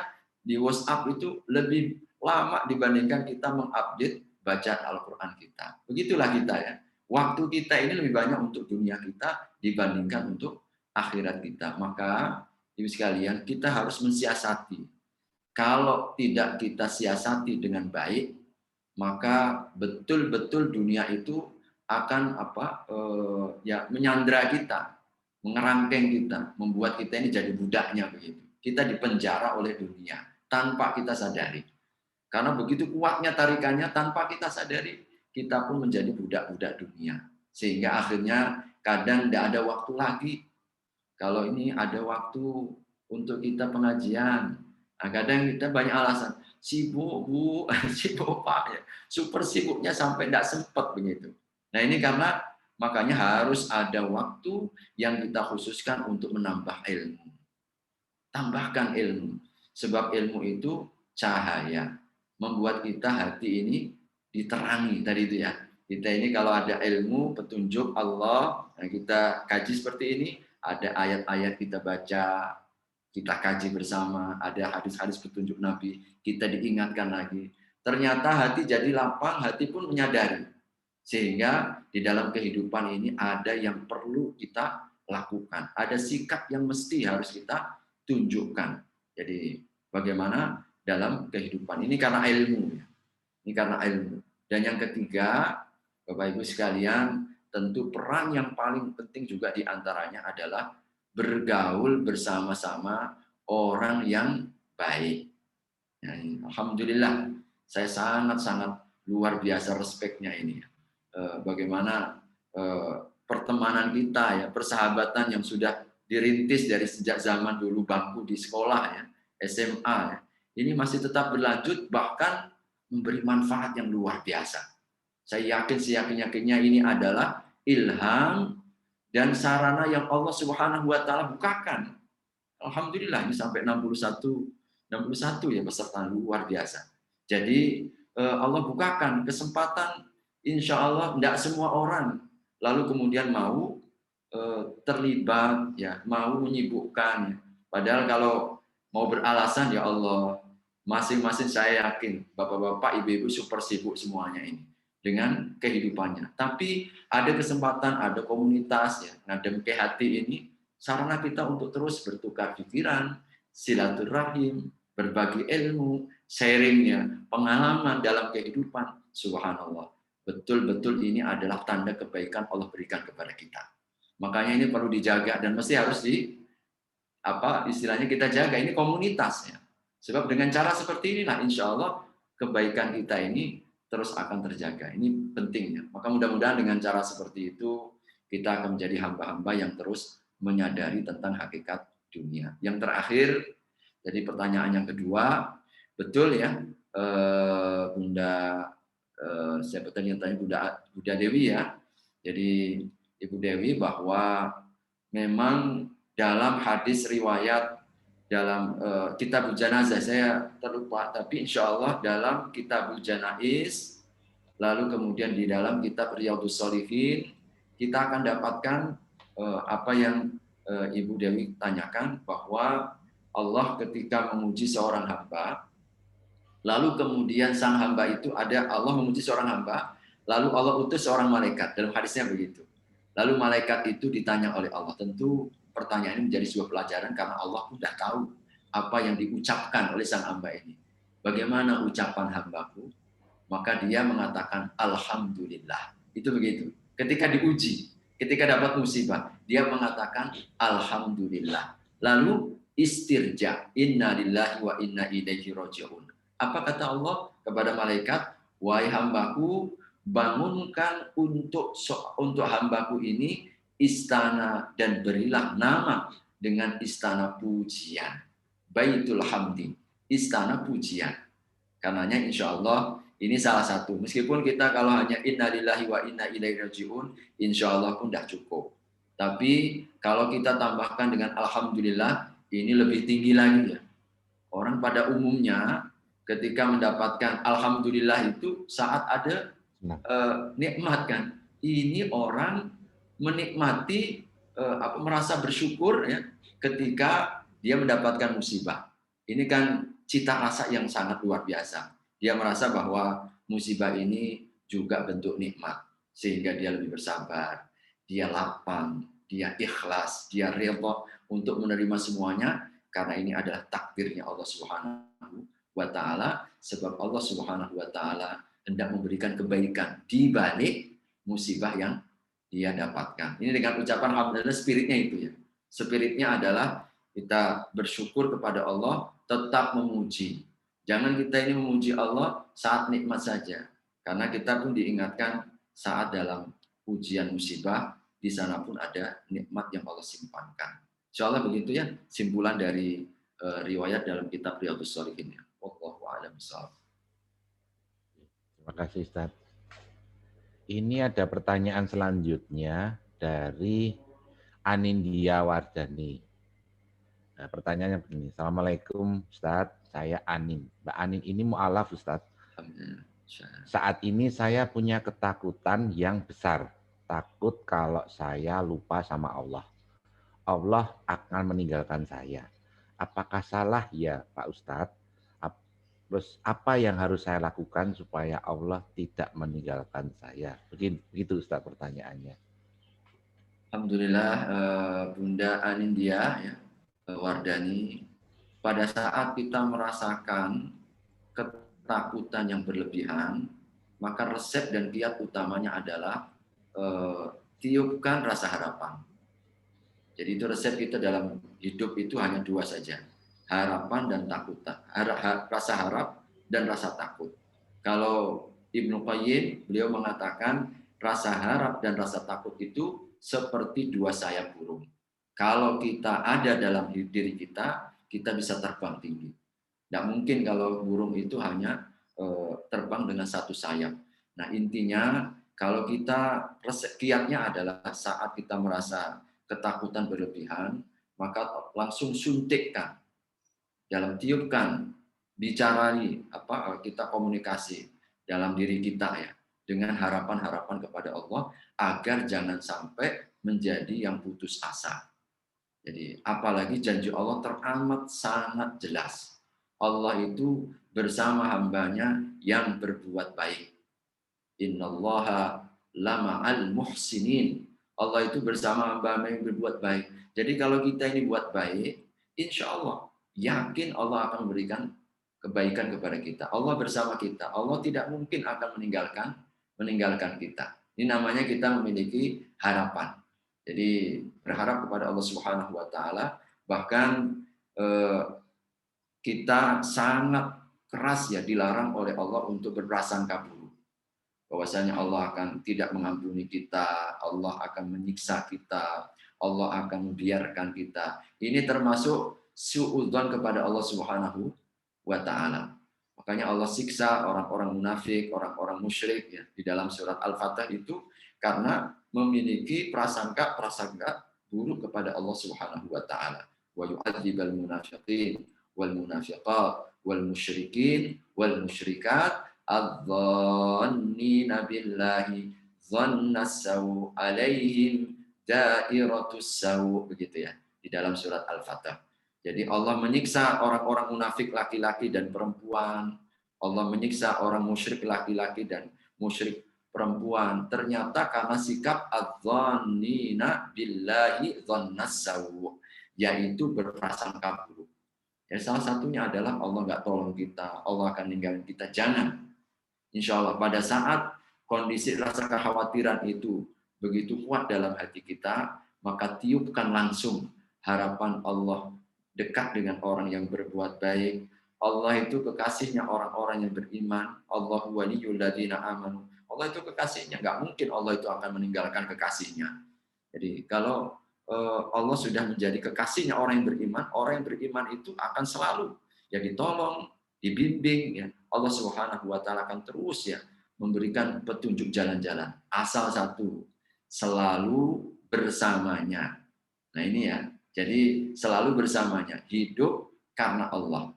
Ini namanya tauhidnya, merasakan kehadiran Allah, selalu kita ini berzikir kepada Allah, insya Allah ya, Allah tidak akan pernah meninggalkan kita. Meskipun kadang-kadang ya ibu sekalian, memang sering kadang kita merasa Allah itu membiarkan ketika kita sedang diuji, ada orang yang merasa diuji dengan keburukan itu Allah tinggalkan.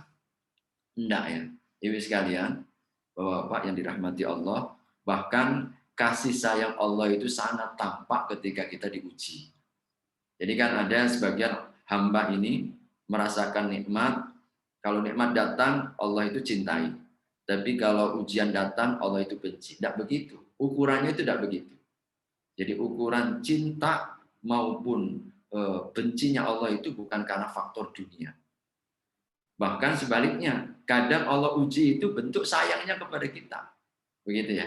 Bentuk cintanya Allah kepada kita. Allah itu peduli. Karena Allah itu peduli dengan kita, itulah makanya Allah uji dengan kita. Kita ini kalau punya mahasiswa, punya anak ya, kalau kita cuek ya, kita tidak peduli, itu tandanya kan kita marah kan? Kita marah, gak dipedulikan, terserah jalan.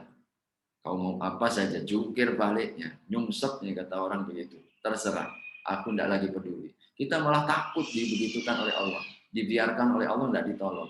Tapi ketika kita dirasakan dalam kehidupan ini sesuatu yang tidak menyenangkan, itulah cara Allah mengingatkan kita. Tanda kalau Allah itu sayang dengan kita. Dan bahasa hadisnya pun juga seperti itu. Maka pertama, tiupkan selalu harapan kita kepada Allah Subhanahu wa taala. Dan agar kita semakin tebal ya harapan kita kepada Allah Subhanahu wa taala, maka selalu hadirkan kasih sayang Allah dalam kehidupan baca, misalkan cerita-cerita hamba-hamba yang pernah diuji ya, dalam kesulitan atau dalam maksiat ya. Lalu kemudian Allah Subhanahu wa taala bantu untuk mendapatkan taubatnya. Ada seorang pelacur yang diampunkan, ada seorang yang membunuh 100 orang diampunkan. Bahkan ada satu riwayat yang luar biasa yang disebutkan dalam hadis Muslim kalau tidak salah ya. Cerita orang yang mewasiatkan kalau mati nanti dibakar. Kalau mati nanti dibakar. Dikumpulkan anak-anaknya dan itu hadisnya sahih. Disebutkan oleh Nabi SAW, cerita orang sebelum kita. Dalam beberapa syarah hadis itu disebutkan di zaman Bani Israel. Jadi dia kumpulkan anak-anaknya, lalu kemudian dia punya wasiat. Tapi wasiatnya ini agak aneh. Nanti kalau ayah meninggal, nggak dikuburkan, bakar ayah. Kalau sudah jadi abu, tolong taburkan di laut. Taburkan di laut. Subhanallah. Ini pesannya sebelum meninggal. Nah, anak-anaknya pun akhirnya menyampaikan. Setelah dilakukan semua pesannya ini, dalam riwayat hadis itu diceritakan Allah kumpulkan abu itu sekejap mata, utuh kembali. Seakan Allah itu tidak kuasa untuk mengumpulkan kalau sudah menjadi abu bertebaran di mana-mana. Allah kuasa untuk mengumpulkan. Maka di dalam riwayat itu dikumpulkan sekejap mata, lalu kemudian kembali dan ditanya oleh Allah, apa yang mendorongmu? Apa tujuanmu? Sehingga engkau berwasiat seperti itu. Berwasiat kepada anak-anakmu. Apa kata hamba ini? Karena aku takut kepadamu ya Allah. Subhanallah. Dia itu takut disiksa. Dia cukup dia disiksa dengan dibakar itu, lalu kemudian lepas begitu. Lalu kata Allah Subhanahu wa taala dalam riwayatnya itu, apakah karena itu engkau mau berwasiat? Benar, aku takut kepadamu ya Allah, takut siksaan. Maka Allah kemudian katakan bahwasanya karena takutmu itu aku ampunkan semua dosa-dosamu. Jadi karena dia merasa tidak ada satupun amal kebaikan yang dia lakukan, sehingga dia punya wasiat seperti itu. Jadi, maka Allah Subhanahu wa taala kemudian beritakan ya tentang cerita ini untuk memberikan kepada kita harapan yang sangat besar. Jadi jangan pernah kita bersuuzon kepada Allah. Bahkan ini adalah amalan yang sangat ringan tapi dampaknya luar biasa. Tergantung apa yang kita sangka, seperti itulah yang Allah akan lakukan kepada kita. Jadi Allah akan lakukan kepada kita. Maka kalau Allah kita sangka baik, kebaikan yang akan datang. Kalau Allah akan kita sangka dengan ampunan yang Allah yang akan berikan.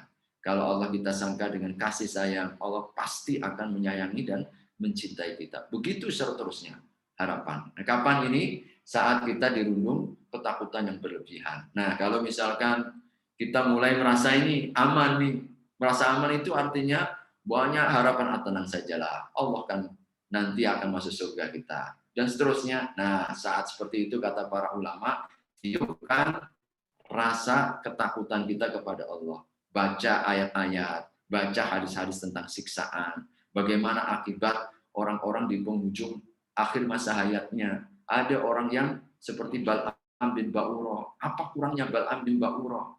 Seorang alim ulama di zaman Bani Israel, di semasa dengan Nabiullah Musa. Dia orang yang sangat dekat dengan Allah, tapi mati dalam keadaan su'ul khotimah. Sehingga Allah abadikan kisahnya di dalam Al-Quran surat 7, 175, 176. Itu adalah cerita tentang Bal'am bin Ba'urah untuk meniupkan rasa kewaspadaan. Hati-hati, kita ini tidak ada apa-apanya. Tidaklah seperti Bal'am bin Ba'urah yang doanya mustajab. Digambarkan begitu dalam tafsir. Doanya mustajab, lalu ketaatannya luar biasa. Tapi ternyata meninggalkan dunia dalam keadaan tidak punya iman. Nah, ini kita tiupkan seperti itu.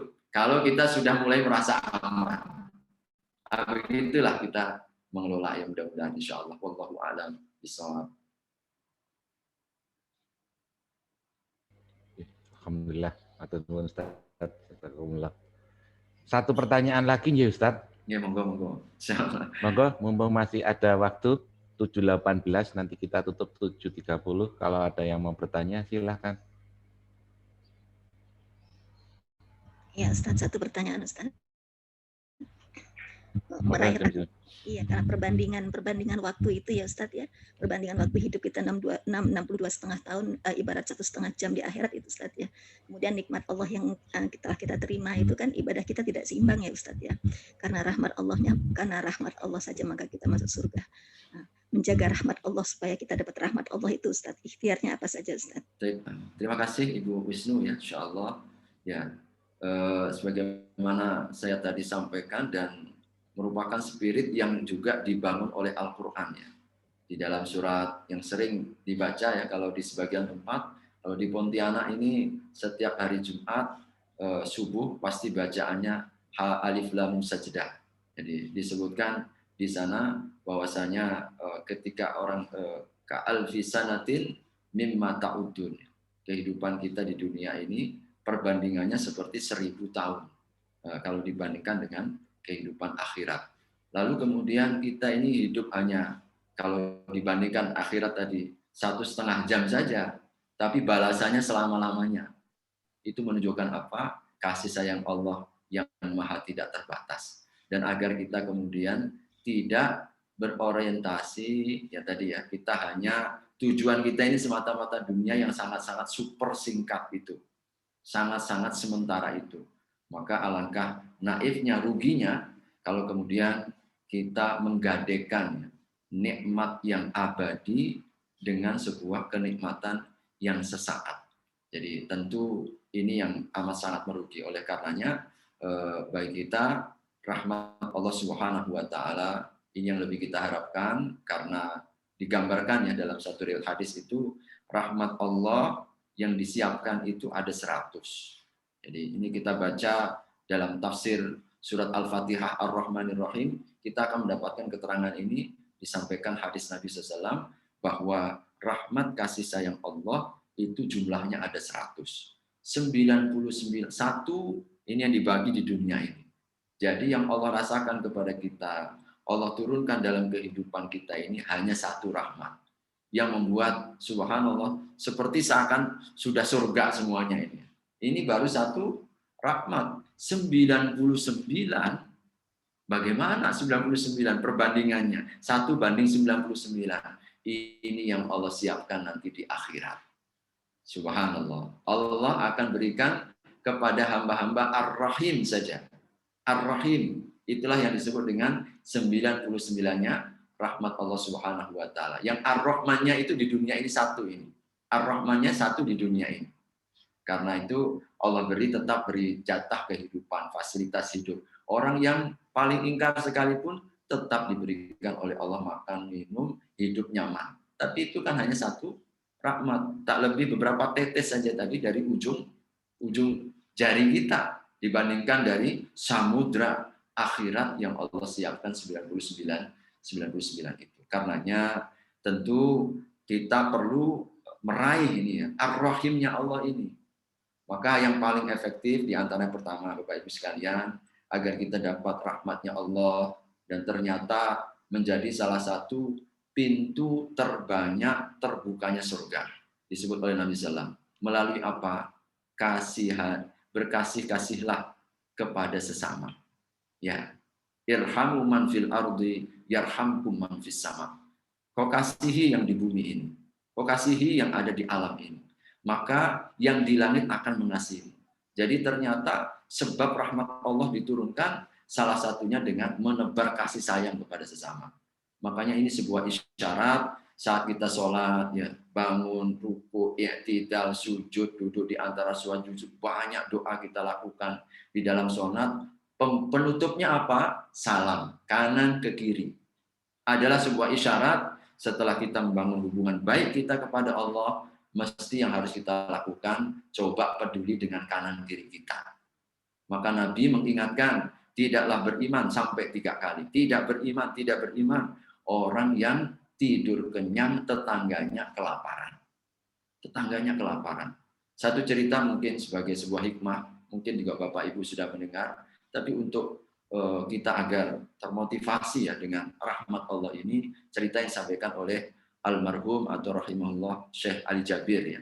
Syekh Ali Jabir yang pernah menceritakan seorang ulama Madinah yang beliau dimimpikan oleh Allah 3 hari berturut-turut untuk menghubungi seseorang diajak umroh. Jadi beliau mendapatkan cerita ini langsung dari orangnya. Jadi ketika itu, maka hari pertama bermimpi, tolong hubungi si fulan ini, ajak dia umroh. Hari kedua sama lagi, tolong ajak si fulan untuk umroh. Sampai hari ketiga, ini bukan lagi mimpi biasa. Dilakukan, ditelepon sesuai dengan mimpinya sampai dihafal. Ketika ditelepon, betul engkau bernama ini, yang benar. Lalu kemudian ketika datang, dia sangkanya ini orang yang mungkin ahli taat, atau mungkin syekh besar, ternyata orang biasa. Tapi karena itu yang ada dalam mimpinya, dia kemudian diajak, tapi dengan syarat, insya Allah aku akan berangkat bersamamu, tapi satu syaratnya hari ini kita pulang ya. Jadi nggak mau berlama-lama ketika umrohnya. Kita ingin berlama-lama, dia malah tidak ingin berlama-lama. Dia lakukan umroh sebagaimana pada umumnya orang umroh. Dia ada sesuatu yang istimewa. Hingga sebelum ketika hendak pulang ke kota Madinah, jadi dia minta izin untuk sholat 2 rakaat. Izinkan kami untuk sholat 2 rakaat. Dia ada hal yang istimewa hingga di sujud terakhir. Begitu lama ternyata dalam sujudnya Allah panggil. Dia diwafatkan oleh Allah dalam keadaan sujud di depan Ka'bah di dalam Masjidil Haram. Apalagi yang mau kita inginkan. Inilah husnul khatimah yang luar biasa. Dalam posisi terdekat dengan Allah di Masjidil Haram di depan Ka'bahnya. Hingga sang syekh ini pun bertanya-tanya setelah dikuburkan, dia datang kepada istrinya. Apa amalannya ini? Pasti ada rahasia. Dia punya sesuatu pasti di hadapan Allah Subhanahu wa Ta'ala. Sehingga menjadi salah satu istimewa. Sampai-sampai Allah hantarkan melalui beliau ya untuk mendapatkan husnul khotimahnya itu. Ternyata kata istrinya, dia ini punya kebiasaan menyiapkan makanan janda tetangganya. Jadi janda tetangga. Subhanallah. Dia tidak mau makan kecuali kalau janda tua ini makan terlebih dahulu. Apa kata Syekh? Allah. Subhanallah. Dia hanya memuji Allah Subhanahu wa Ta'ala. Allah hendak menunjukkan jangan pernah sepelekan satu amalan. Karena apa? Peduli dengan sesama. Jadi makanya salah satu resep paling cepat sehingga Nabi katakan terbanyak orang memasukkan surga. Pintu surga paling banyak itu melalui pintu ini. Berbuat baiklah kepada sesama. Jadi subhanallah, maka tentu ini satu cara yang paling maka baik-baik kita dalam hidup. Yang kedua tentu dengan semua sumber-sumber yang akan mendatangkan rahmat. Majelis ilmu ini adalah majelis rahmat. Kita beribadah ini juga rahmat. Jadi semua peluang rahmat, kebaikan di sana ada rahmat Allah. Mari kita senantiasa jaga insyaallah. Wallahu a'lam bishawab. Mudah-mudahan Allah Subhanahu wa Ta'ala menjadikan kita semua menjadi yang terbaik dalam kehidupan kita. Majelis kita insya Allah benar-benar akan menjadi majelis yang terus mengingatkan kita selalu bahwasanya ada tanggung jawab. Jadi ada bekal yang mesti harus kita siapkan insya Allah. Wal afu minkum, mohon maaf kalau ada salah kata, salah ucap, ya, apa yang baik datangnya dari Allah semata. Jikalau ada yang salah mohon dimaafkan ya, insya Allah Bapak Ibu sekalian. Saya kembalikan kepada Pak Didi, insya Allah. Terima kasih. Assalamualaikum warahmatullahi wabarakatuh. Waalaikumsalam warahmatullahi wabarakatuh. Alhamdulillah, terima kasih Ustaz Didi atas tausiahnya hari ini. Semoga bermanfaat ya, karena dalam banget Ustaz. Alhamdulillah. Moga sebelum kita akhiri, saya mohon di pic-nya ditampilkan dulu nggih. Kita ambil gambar untuk dokumentasi. Alhamdulillah Ustadz yang join hari ini tadi dari 61, 63 sampai 65 orang. Alhamdulillah. Kemudian sebelum diakhiri saya ucapkan terima kasih banyak kepada Fatmanaba 89, Fatmanaba 90, Sipil UII, kemudian Panam SMP 9, tidak lupa Joksin Lawas, halo bro. Kemudian Ustadz saya berdua.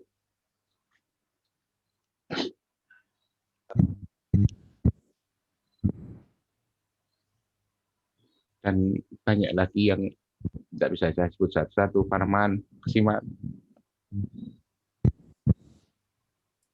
Pak Carewe siap? Ya.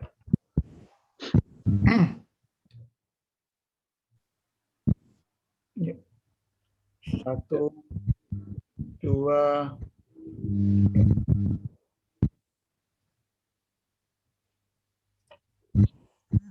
1 lagi. 1, 2, 3. Oke. Ada titipan doa Ustaz dari Ibu Supartini. Beliau ini ibu mertua saya. Beliau baru sakit Ustaz.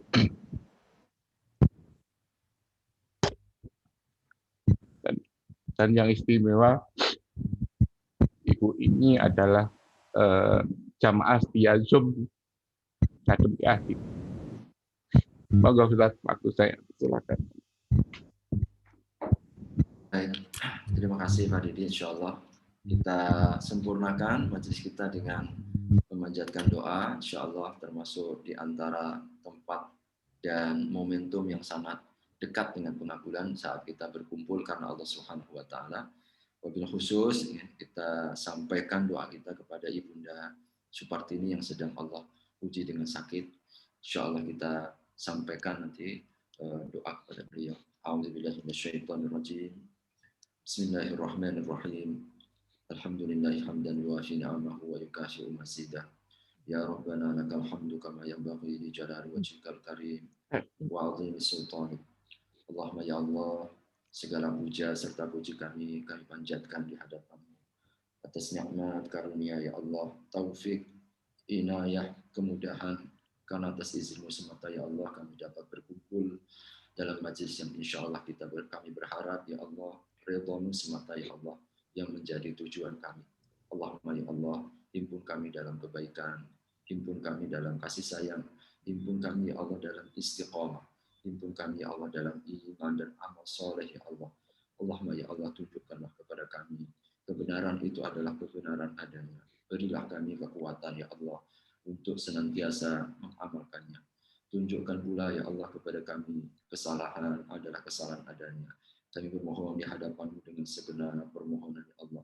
Karena kedhaifan diri kami ya Allah, karena kealpaan diri kami ya Allah, karena kesilapan yang ada pada diri kami ya Allah, karena ridha-Mu ya Allah, jauhkan sejauh-jauhnya ya Allah daripada kehidupan kami. Muliakan kami dengan amal soleh ya Allah, muliakan kami dengan iman dan hidayah ya Allah. Allahumma ya Allah, janganlah Engkau wafatkan kecuali kami dalam keadaan husnul khatimah ya Allah. Allahumma ya Allah, kami bermohon di hadapan dengan segenap permohonan. Jadikan setiap tetesan rahmat, kasih sayang, nikmat dan anugerah-Mu ya Allah yang Kau curahkan dalam kehidupan kami yang tiada pernah berhenti ya Allah. Penggetar hati-hati kami agar kami semakin menyadari diri ya Allah, agar kami semakin taat dan mudah dalam menjalankan kehidupan dalam ibadah ya Allah. Allahumma ya Allah, Engkau mengetahui apa yang terlintas dalam hati kami. Engkau yang mengetahui yang awal dan yang akhir daripada kehidupan kami ya Allah. Kami bermohon di hadapan-Mu ya Allah dengan segenap permohonan. Ampunkan dosa-dosa kami, tutup masa lalu kami ya Allah, tutup masa lalu kami ya Allah. Angkat dan muliakan derajat kami ya Allah. Allahumma ya Allah, titipkan dalam kehidupan kami rezeki yang halal. Berkahi dalam usia dan kehidupan kami yang sementara dan satu-satunya ini ya Allah. Berkahi ya Allah, rezeki yang Kau berikan kepada kami. Karunikanlah kepada kami rezeki yang halal lagi barokah ya Allah. Karuniakan kepada kami anak-anak keturunan yang saleh dan salihah ya Allah, yang akan terus melanjutkan kebaikan-kebaikan kami ya Allah, dan akan melanjutkan kebajikan kami ya Allah. Allahumma ya Allah, kami bermohon di hadapan-Mu dengan segenap permohonan, dengan asma-Mu yang amat sangat mulia dan sifat-sifat-Mu yang maha tinggi ya Allah. Kami bertawassul dengan asma'ullah husna yang Kau miliki ya Allah. Ampunkan dosa-dosa kami, angkat derajat kami, wabil khusus ya Allah, sembuhkan kepada ibunda kami Supartini ya Allah. Angkat derajatnya, Allahumma ya Allah, jadikan ya Allah, angkat dan berikan kesembuhan kepadanya, kesembuhan yang tidak lagi menyisakan sedikit pun penyakit ya Allah. Allahumma ya Allah, kami bermohon di hadapan-Mu dengan fadilah keutamaan majelis ilmu yang kami laksanakan ini ya Allah. Angkat dan ringankan, berikan kesembuhan kepada ibunda kami Supartini ya Allah. Allahumma ya Allah, Engkau yang maha penyembuh, tiada kesembuhan kecuali dari-Mu semata ya Allah. Allahumma syafi, ishfi anta syafi, la shifaa illa shifa'u, ishfi anta syafi, لا شفاء إلا شفاء اشفي أنت الشافي لا شفاء إلا شفاء اللهم رب العرش العظيم أن يشفي ابن سبرتين اللهم رب العرش العظيم أن يشفي ابن سبرتين اللهم رب العرش العظيم أن يشفي ابن سبرتين الله اشفي أنت الشافي لا شفاء إلا شفاء لا يغادر به سقما ولا ألما برحمتك يا أرحم الراحمين ربنا هب لنا من أزواجنا وذرياتنا قرة أعين واجعلنا للمتقين إماما اللهم أعنا على ذكرك وشكرك وحسن عبادتك يا مقلب القلوب ثبت قلوبنا على دينك يا مصرف القلوب صرف قلوبنا على طاعتك ربنا تقبل منا إنك أنت السميع العليم وتب علينا إنك أنت التواب الرحيم ربنا آتنا في الدنيا حسنة وفي الآخرة حسنة وقنا عذاب النار وصلى الله على سيدنا محمد وعلى آله وصحبه وسلم سبحانك ربك رب العزة عما يصفون وسلام على المرسلين والحمد لله رب العالمين.